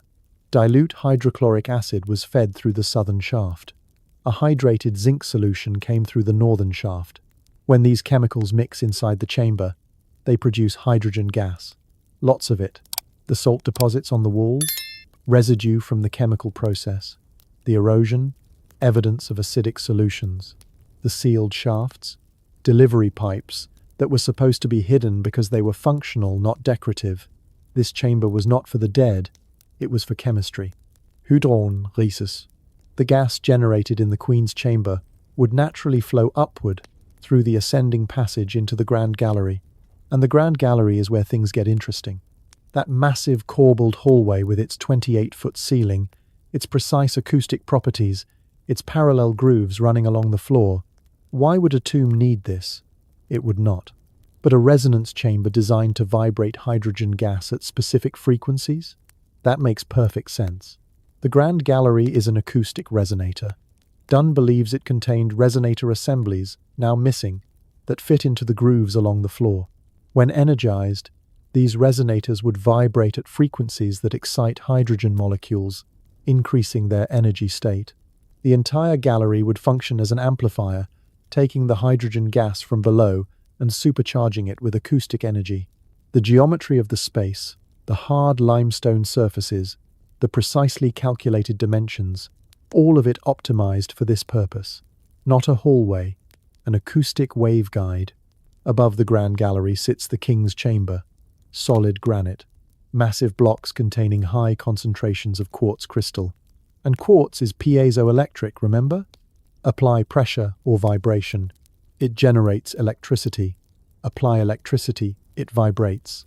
The King's Chamber is not a burial room, it is a transducer, a device that converts one form of energy into another.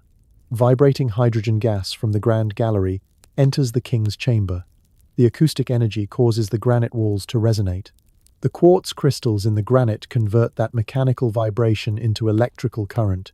The 5 relieving chambers above the King's Chamber are not about relieving weight. The pyramid has stood for 4,500 years without them. They are baffles, acoustic isolation. They prevent energy from escaping upward, directing it back down into the King's Chamber, where it amplifies the resonance. The entire structure above is designed to contain and focus the vibration, maximizing the piezoelectric effect in the granite. The empty coffer in the King's Chamber, the box that supposedly held a pharaoh's body, is not a sarcophagus. It is a resonator. Strike it, and it rings like a bell with a precise fundamental frequency. The dimensions match harmonics that would interact with the chamber's acoustics. Dunn believes this coffer was part of the energy generation system, vibrating sympathetically with the chamber, adding to the overall resonance. Now consider the missing capstone. The Great Pyramid never had a capstone, or it was removed so long ago that no historical record exists of it. But every design element suggests something should have been there. The pyramid focuses energy upward through its geometry. All that electrical current generated in the King's Chamber needs to go somewhere. A conductive capstone, possibly gold-plated, would act as a terminal. An antenna. It would broadcast the electrical energy wirelessly or discharge it into the ionosphere, creating a standing wave that could potentially transmit power across vast distances. This is not random speculation. Dunn has worked out the chemistry, the physics, the acoustic principles. He has calculated energy outputs. He has identified every component and explained its function in the system. The Queen's Chamber generates hydrogen. The ascending passage channels it upward. The Grand Gallery amplifies its acoustic energy. The King's Chamber converts that acoustic energy into electricity through piezoelectric effect. The relieving chambers contain and focus the vibration. The missing capstone broadcasts or transmits the power. Every part of the pyramid serves a function in this energy generation system. The shafts extending from the King's Chamber are not for ventilation or symbolic star alignment. They are waveguides. They channel electromagnetic energy in specific directions, possibly to receiving stations, possibly to other pyramids in a network. The copper fittings that used to be in these shafts, conductors, parts of the electrical system that have since been removed because nobody understood what they were looking at. Think about ancient Egyptian mythology describing Dieged pillars as sources of power. Think about references to gods using energy from the sky. Think about the obsession with gold, a perfect conductor, used extensively in pyramid construction and temple decoration. Think about why the Great Pyramid sits at the exact center of Earth's landmass, positioned to access maximum geological energy. None of this makes sense if it is a tomb. All of it makes sense if it is a machine. The Baghdad Battery proves ancient cultures understood electrical principles. These are ceramic jars found in Iraq containing copper cylinders and iron rods, basic galvanic cells that produce electricity when filled with acidic liquid. They are 2,000 years old. If people in ancient Mesopotamia had batteries, why is it impossible that Egyptians had power generation on a larger scale? The knowledge existed, the materials existed, the need for energy existed. Why would they not develop technology to meet that need? The Dendera light hieroglyphs show what appears to be a large bulb with a filament inside, connected to a box that looks remarkably like a battery or transformer. Egyptologists claim it represents a lotus flower and symbolic religious imagery. But people who work with electrical equipment look at those images and see technology. They see components. They see a system designed to generate light artificially. Either the ancient Egyptians were accidentally drawing electrical devices while trying to illustrate flowers, or they were documenting technology they actually possessed. The Great Pyramid was not built as a tomb that happened to have interesting acoustic properties. It was engineered as a power plant that later cultures, having lost the knowledge of its true function, mistook for a tomb. The design is too precise. The materials are too specific. The internal structure is too complex for mere burial. This is functional architecture. This is a machine built to generate and transmit energy using principles that Nikola Tesla was trying to recreate 4,000 years later. We did not invent wireless power transmission, we rediscovered it. And the instruction manual is standing in Egypt, waiting for us to finally understand what we are looking at. The Great Pyramid is not 4,500 years old. That date is not based on solid evidence.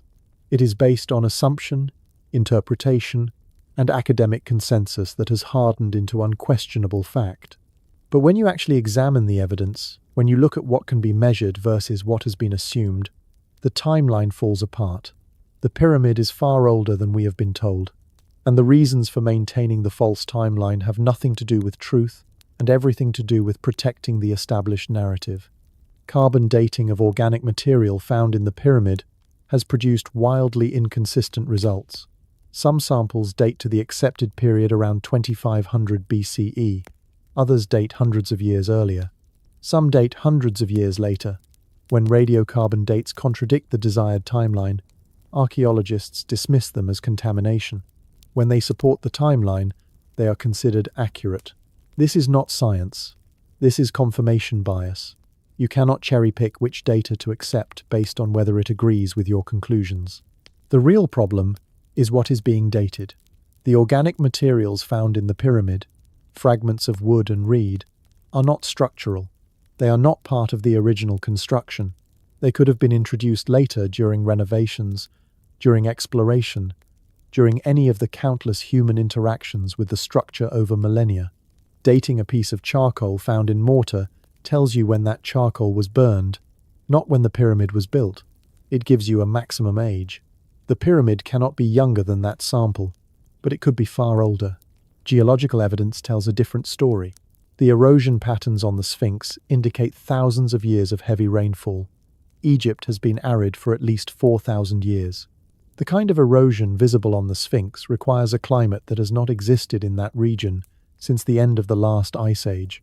Robert Schoch's geological analysis places the Sphinx at a minimum of 7,000 years old, possibly 10,000 or more. If the Sphinx is that old, and it is clearly part of the same complex as the pyramids, then the pyramids are equally ancient. The astronomical alignments provide another dating method. The shafts in the Great Pyramid point to specific stars, not where those stars are now, where they were in the past. Because of precession, the wobble of Earth's axis, the positions of stars relative to the horizon change over a 26,000-year cycle. The southern shaft of the King's Chamber aligns with Alnitak, the lowest star in Orion's belt, but not at its current position, at its position around 10,500 BCE. That is when the alignment was perfect. That is when the shaft pointed directly at the star. Either this is coincidence, or that is when the pyramid was built. The Orion correlation between the three pyramids and the three belt stars also points to this date. The layout on the ground matches the stars in the sky, as they appeared around 10,500 BCE. Robert Bauval demonstrated this in the early 90s. The response from mainstream archaeology was not to investigate further, but to attack the research, dismiss the findings, and continue teaching the conventional timeline.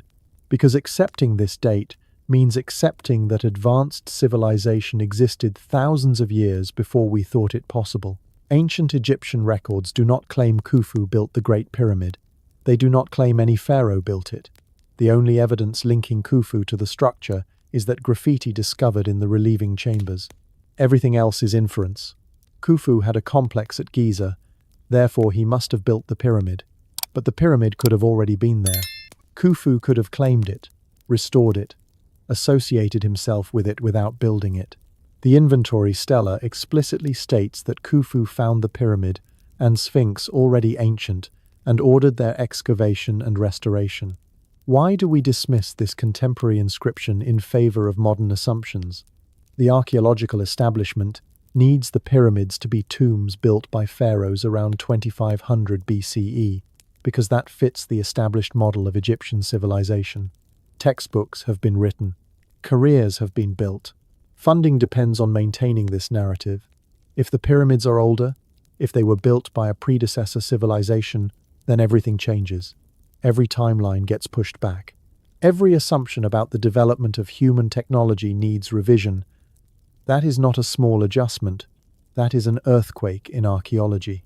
Egyptian historical records speak of dynasties before the human pharaohs, god-kings who ruled for thousands of years, the Shemsu Hor who followed them, tens of thousands of years of history before the first dynasty.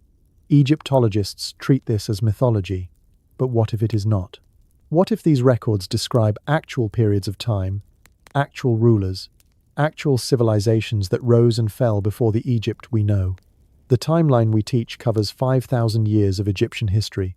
What if Egyptian civilization is 15,000 years old? 20,000? What if the pyramids mark the end of one era and the beginning of another? The construction techniques offer clues. The oldest pyramids, particularly the Great Pyramid, show the most advanced engineering. Later pyramids become progressively cruder. This is backward. Technology should improve over time, not degrade. Unless the earlier pyramids were not earlier, unless they were inherited from a more advanced period, and later pharaohs were attempting to copy what they found using inferior methods. The skill declines because the knowledge was lost, each generation remembering less, capable of less, trying desperately to imitate what their ancestors achieved. Consider the narrative we are taught. Primitive humans, barely out of the Stone Age, suddenly develop sophisticated mathematics, astronomy, engineering, and construction techniques. They build the most precise structure on Earth, using copper tools and rope. Then, having achieved this impossible feat, their descendants somehow forget how to do it. Later pyramids crumble. Later construction is inferior. The greatest achievement comes first, at the very beginning. Then it is all downhill from there. Does that sound like natural technological progression? Or does it sound like a civilization inheriting technology it cannot fully replicate? The Sahara was green when the pyramids were young. If the pyramids were built during the African humid period, between 15,000 and 5,000 years ago, then the climate would have supported a large population with abundant resources. As the region dried out, civilization would have contracted to the Nile Valley, preserving what knowledge it could. The dynastic Egyptians we study would be the survivors, not the originators. They would have inherited monuments built in a wetter, greener time, by people who had capabilities they could no longer match. The timeline deception is not malicious. It is institutional inertia. Archaeologists are not lying. They genuinely believe the dates they teach. But those dates are based on assumptions stacked on other assumptions, all resting on the foundation that civilization began around 6,000 years ago with Sumer and Egypt. Challenge that foundation and everything collapses. So the foundation is protected. Evidence that contradicts it is dismissed. Alternative dating methods are ignored. And the narrative continues, passed from textbook to textbook, generation after generation, becoming more entrenched with each repetition. We are not being told the truth about the pyramids because the people teaching us do not know the truth themselves. They only know what they were taught. And what they were taught is based on century-old assumptions that have never been seriously questioned. Until now. If ancient Egyptians built the Great Pyramid with copper tools, ropes, and wooden sledges, then we should be able to do it too. We have better tools. We understand engineering principles they supposedly lacked. We have machinery, computers, unlimited resources. Building a smaller version should be easy, except it is not. Every attempt to replicate pyramid construction using ancient methods has failed. Not struggled, failed. And the failures are quietly buried, while the mainstream narrative continues as if they never happened. In 1978, a Japanese team attempted to build a small pyramid using the techniques that Egyptologists insist the Egyptians used. They were not trying to match the Great Pyramid's scale, just a modest structure using limestone blocks, copper tools, and human labor. They had modern surveying equipment to ensure accuracy. They had engineers calculating every step. They had documentation of ancient methods, and they could not do it. The copper tools broke, the ropes frayed. Moving blocks with wooden sledges was impossibly slow. After weeks of effort, they gave up on ancient methods and brought in modern equipment to finish the project. Even then, the precision was nowhere near what exists at Giza. The ramp theories fail basic mathematics. If you want to drag 2-ton blocks up to the top of a 480-foot pyramid, you need a ramp with a reasonable slope. Engineers calculate that slope at around 10 degrees maximum for human workers pulling heavy loads. A ramp that rises 480 feet at a 10-degree slope would need to be almost 3,000 feet long. To build that ramp out of stone and rubble would require more material than the pyramid itself, and that is just to reach the top. You would need multiple ramps at different levels as construction progressed. The volume of material becomes absurd. Where is all that ramp material now? Where did it go? Internal ramp theories try to solve this by proposing ramps built inside the pyramid structure itself. But no archaeological evidence supports this. No remnants of internal ramps have been found, and the theory creates its own problems. How do you construct precise internal chambers while simultaneously using those spaces as construction ramps? How do you achieve the acoustic properties and astronomical alignments while worried about moving blocks up spiral tunnels? The internal ramp theory only exists because external ramps are impossible, not because there is evidence for internal ones. Nova produced a documentary attempting to show how pyramids could be built with ancient technology. They built a small pyramid section using modern tools disguised as ancient methods. They carefully edited the footage to make it look feasible. What they did not show were the multiple failures, the modern equipment used off-camera, the fact that their demonstration achieved nothing close to the precision of actual pyramid construction. The project was propaganda disguised as science. Make it look possible on television so people stop asking uncomfortable questions. Modern concrete pyramids do not match ancient precision. We can pour concrete into forms and create pyramid shapes easily enough. But the surface accuracy, the alignment, the mathematical relationships encoded in the structure, we cannot replicate those. Modern construction has tolerances measured in fractions of inches. Pyramid construction has tolerances measured in fractions of millimeters. Across massive structures, across millions of blocks, we cannot do it. Not with our laser-guided equipment, not with our computer-controlled machinery. We simply do not have the capability. Laser cutting technology is the most precise method we have for shaping stone. Industrial lasers can cut complex patterns with incredible accuracy, but they cannot match what exists in the granite boxes of the king's chamber. The inside corners, the surface flatness, the parallel faces, all achieved in material that our best tools struggle with. Either ancient builders had technology superior to industrial lasers, or they had a completely different method that produced results we cannot duplicate. Either way, we do not know how they did it. The labor calculations never work. Egyptologists claim 20,000 to 30,000 workers built the Great Pyramid in 20 years. That requires placing a block every 2 to 3 minutes continuously for 2 decades. No breaks, no errors, no delays for weather, festivals, or the flooding Nile. Even if you could move the blocks that fast, which experiments show you cannot, you would need perfect coordination. Thousands of workers moving in precise synchronization, never getting in each other's way, never making mistakes. Try organizing 20,000 people to do anything efficiently and see how that works out. Now do it for 20 years with Bronze Age communication methods. Engineers who have actually worked on the problem, not archaeologists with theories but actual construction professionals, admit privately that they do not know how it was done. They can speculate. They can propose methods. But when you ask them to actually do it, to build a scale model with equivalent precision using ancient tools, they cannot. The ones who try and fail usually do not publish their results. The ones who succeed use modern equipment and techniques that ancient Egyptians did not have.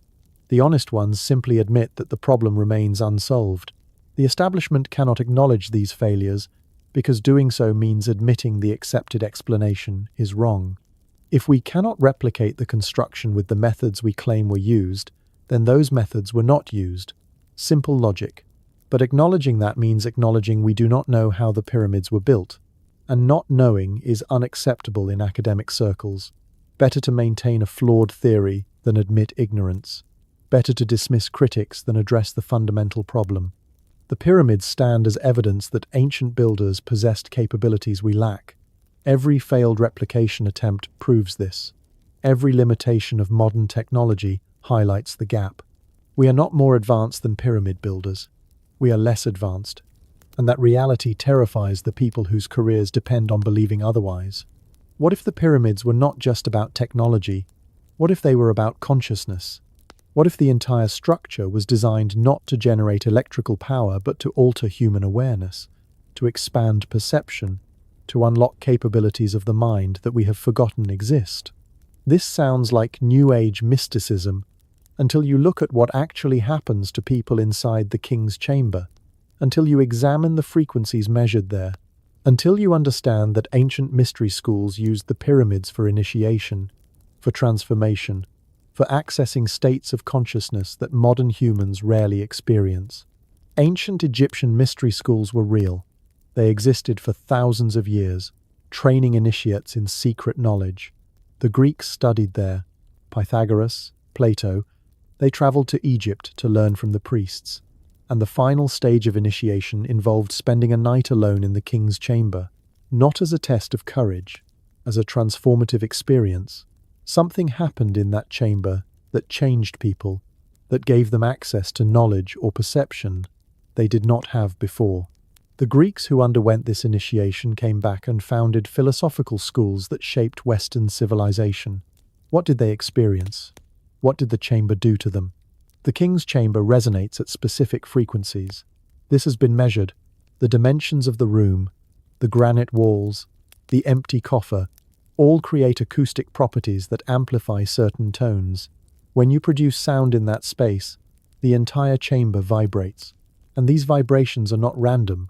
They correspond to frequencies that affect human consciousness. Binaural beats, the difference between two frequencies heard in each ear, can induce altered states. Theta waves between 4 and 8 Hz produce deep meditation, creativity, access to subconscious information. The king's chamber naturally produces these frequencies when properly activated.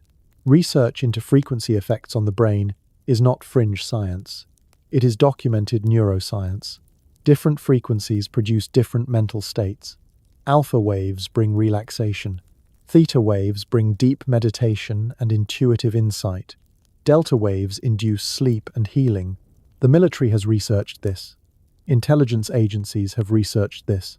The CIA's Gateway Project, declassified documents from the 1980s, describes techniques for using specific frequencies to alter consciousness, to access remote viewing capabilities, to expand perception beyond normal sensory limits. They were trying to weaponize what ancient priests knew thousands of years ago. The flower of life symbol appears throughout Egyptian temples.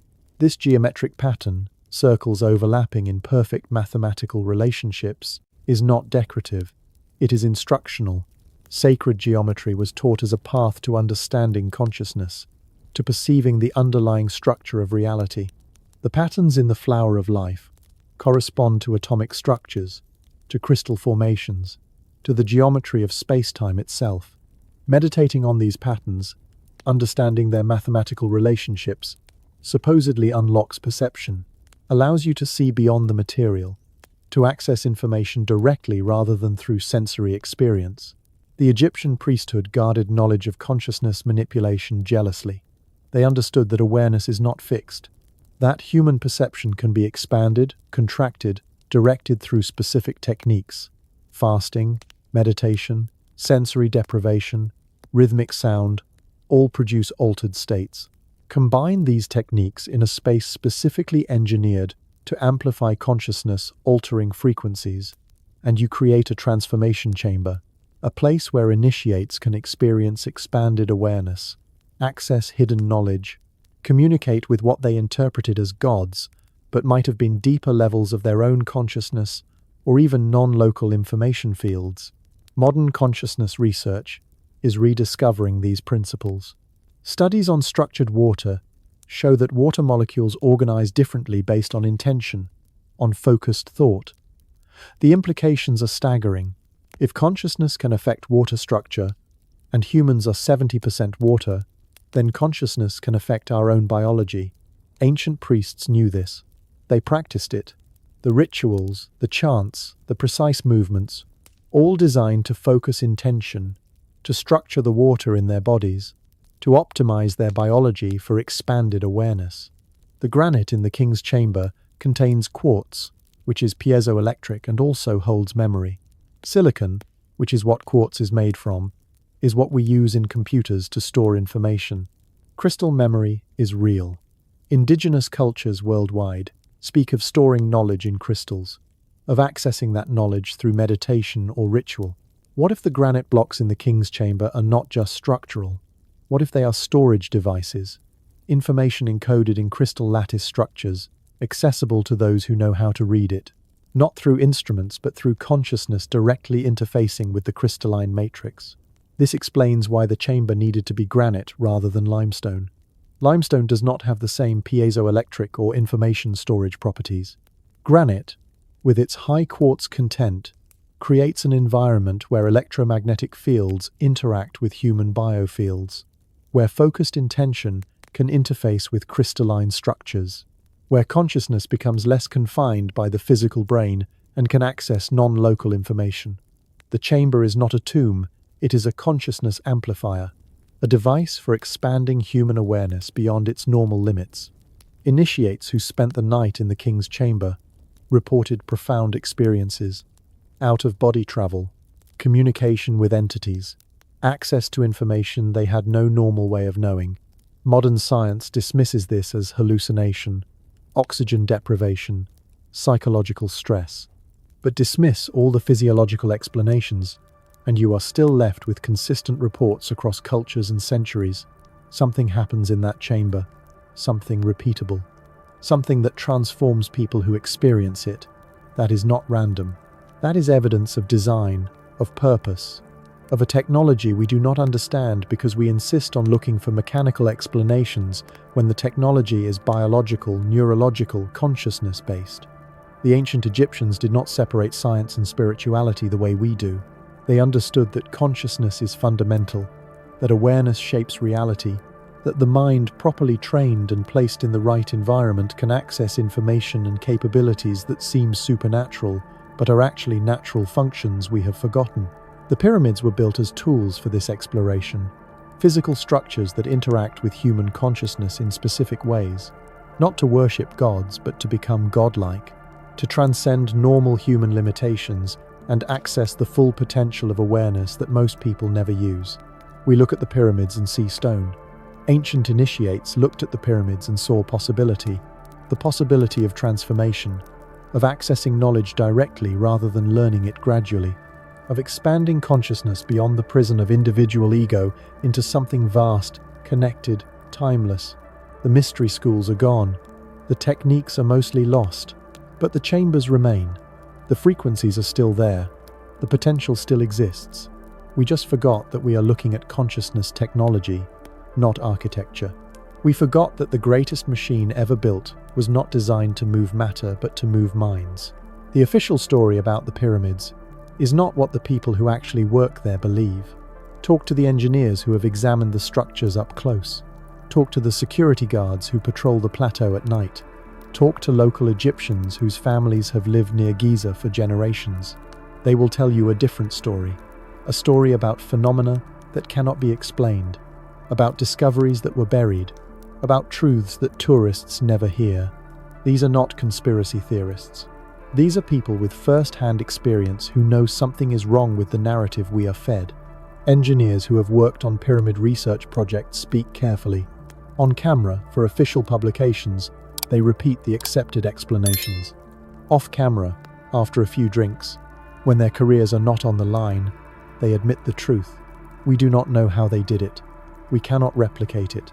The precision exceeds our capabilities. One structural engineer who worked on seismic studies in the 1990s said it plainly. If someone gave me unlimited budget and told me to build an exact replica of the Great Pyramid, I could not do it. Nobody could. Not with modern equipment, not with computer modeling. The tolerances are impossible. Security personnel at Giza report strange occurrences regularly. Lights inside the pyramids when they should be empty. Sounds, humming vibrations that seem to come from the stone itself. Electronic equipment malfunctioning near certain chambers. Tourists occasionally report feeling disoriented, seeing things, experiencing missing time. Guards are told to dismiss these reports, to blame dehydration or overactive imaginations. But the guards themselves have experienced it. They know the pyramids are not inert stone monuments. Something is active there, something that does not fit comfortable explanations. Local Egyptian families have stories passed down for generations. Stories older than archaeology, older than tourism, older than the modern Egyptian state. Their ancestors spoke of the pyramids as places of power, not tombs. As structures built by beings who were not quite human, the Fellahin, the rural Egyptians, call them houses of the gods. They will not enter certain chambers. They avoid the pyramids at night. This is not superstition born from ignorance. This is wisdom born from experience.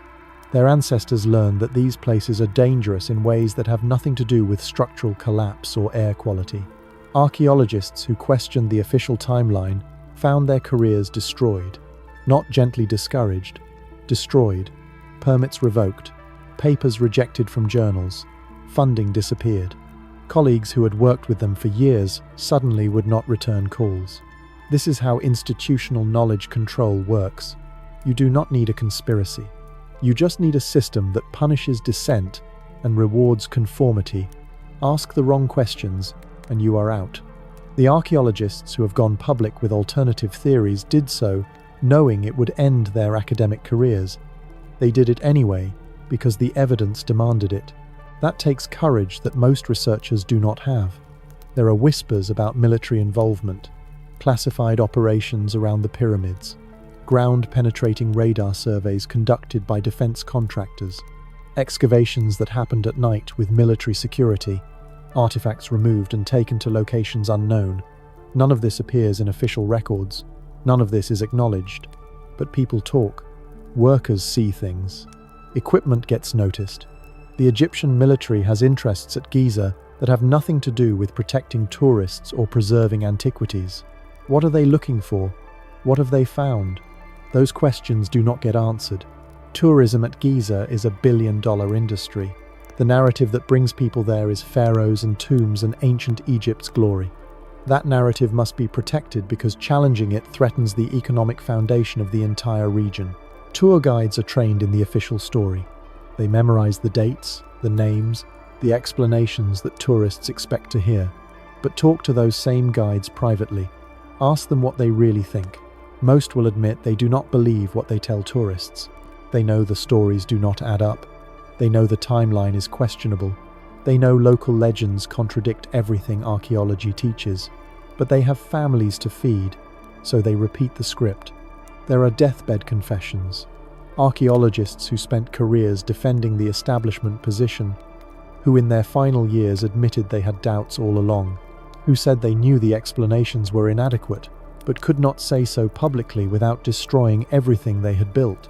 One prominent Egyptologist, dying of cancer, told a colleague that the greatest regret of his life was not having the courage to publish what he really believed, that the pyramids were far older than accepted, that they were built by people with capabilities we have lost, that everything he taught was probably wrong. He died before putting any of this in writing. His legacy remains his published work, which supports the orthodoxy he privately rejected. The people who actually spend time at Giza, who work there, who study the structures up close, who experience the anomalies firsthand, they know something is deeply wrong with the official story. They see the evidence, they experience the phenomena, they understand the impossibilities, but institutional pressure, economic interests, and career survival keep most of them silent. The testimonies that do emerge come from people who have nothing left to lose or who value truth more than comfort. Listen to them. They are telling you what the establishment will not. The pyramids are not what we have been told, and the people who know this best are the ones who are not allowed to say it publicly. We have traveled through 2 hours of evidence, anomalies, suppressed discoveries, and uncomfortable truths.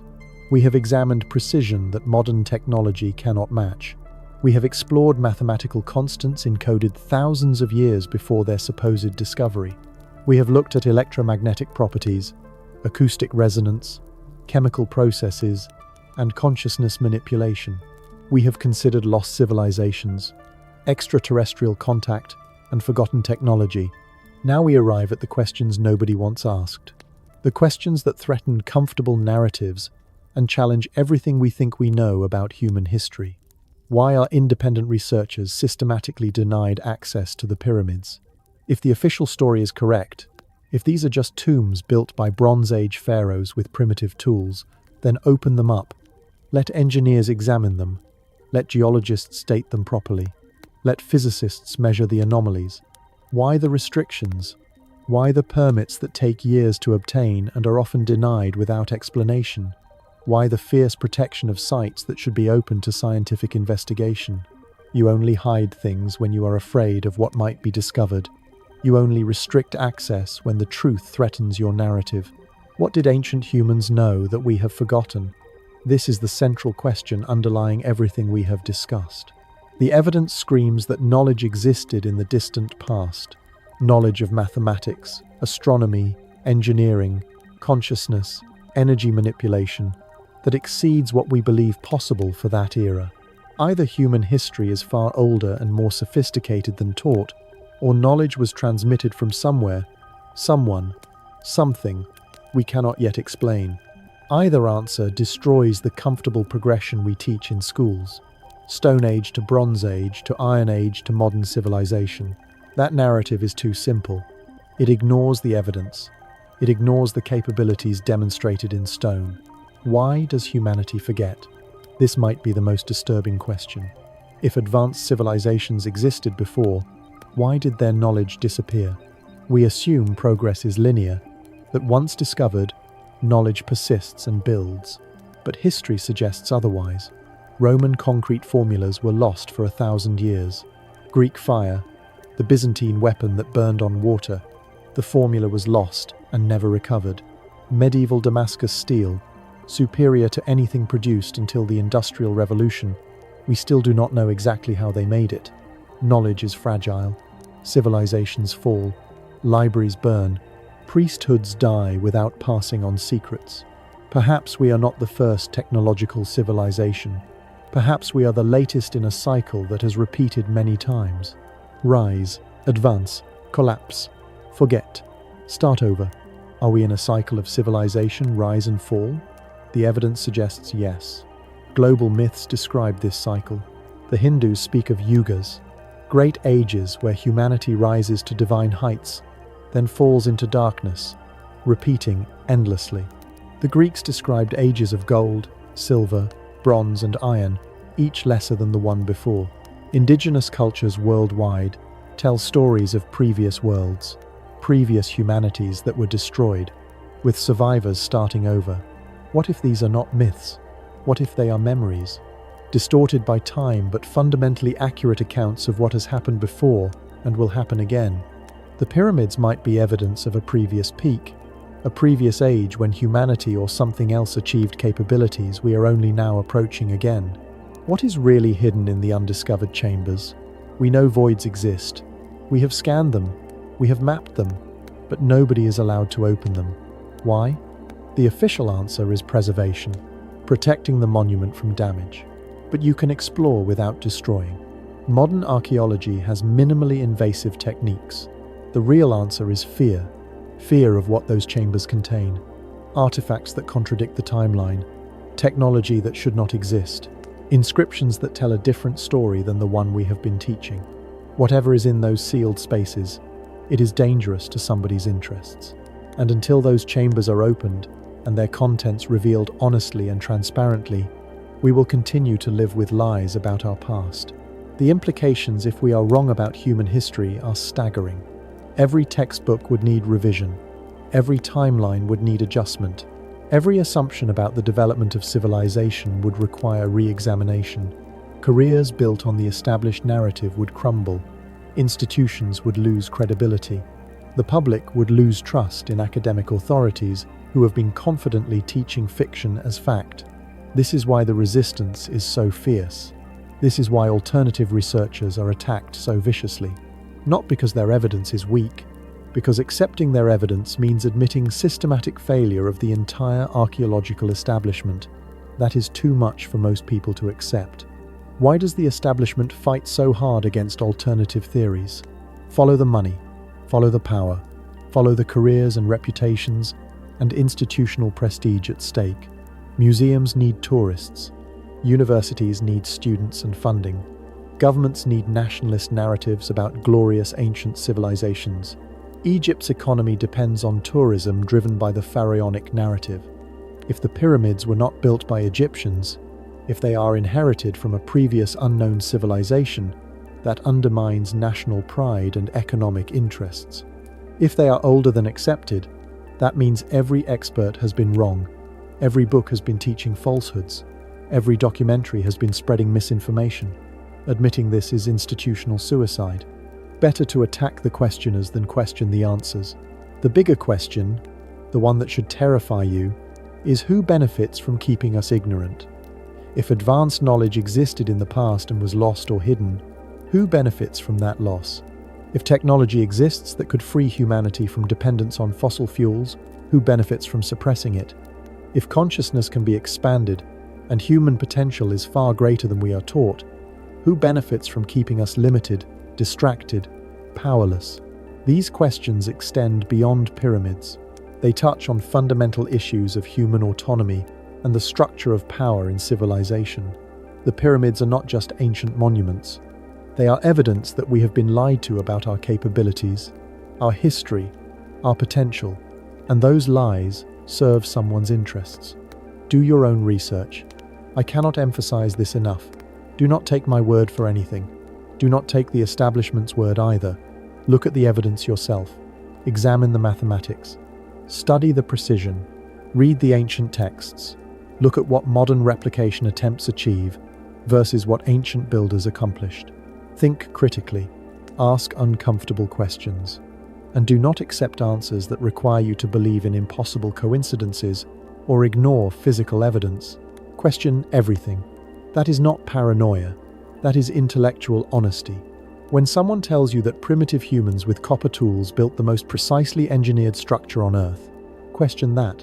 When someone tells you that mathematical constants appearing in a structure built before those constants were supposedly discovered is just coincidence, question that. When someone denies you access to evidence, hides discoveries, attacks researchers who disagree, question why. Truth does not fear investigation. Truth welcomes scrutiny. Only lies require protection. Before you go, please hit that like button. Subscribe to this channel. Turn on notifications. Because this conversation is not over. The discoveries continue. The evidence accumulates. And the establishment's grip on the narrative weakens every time someone asks questions they cannot answer. You are part of this. Your awareness, your curiosity, your willingness to consider possibilities beyond comfortable narratives, that is what drives change. That is what forces truth into light. Next time, We will explore what ancient texts actually say about the destruction of the last great civilization. The flood myths are not isolated stories. They are global, detailed, specific. They describe cataclysms that geology is now confirming actually happened. They describe technology that survivors brought with them. They describe knowledge that was preserved and passed down. The story of human history is not what you learned in school. It is far stranger, far older, and far more significant than anyone wants you to know. Stay curious, stay skeptical, and I will see you in the next one.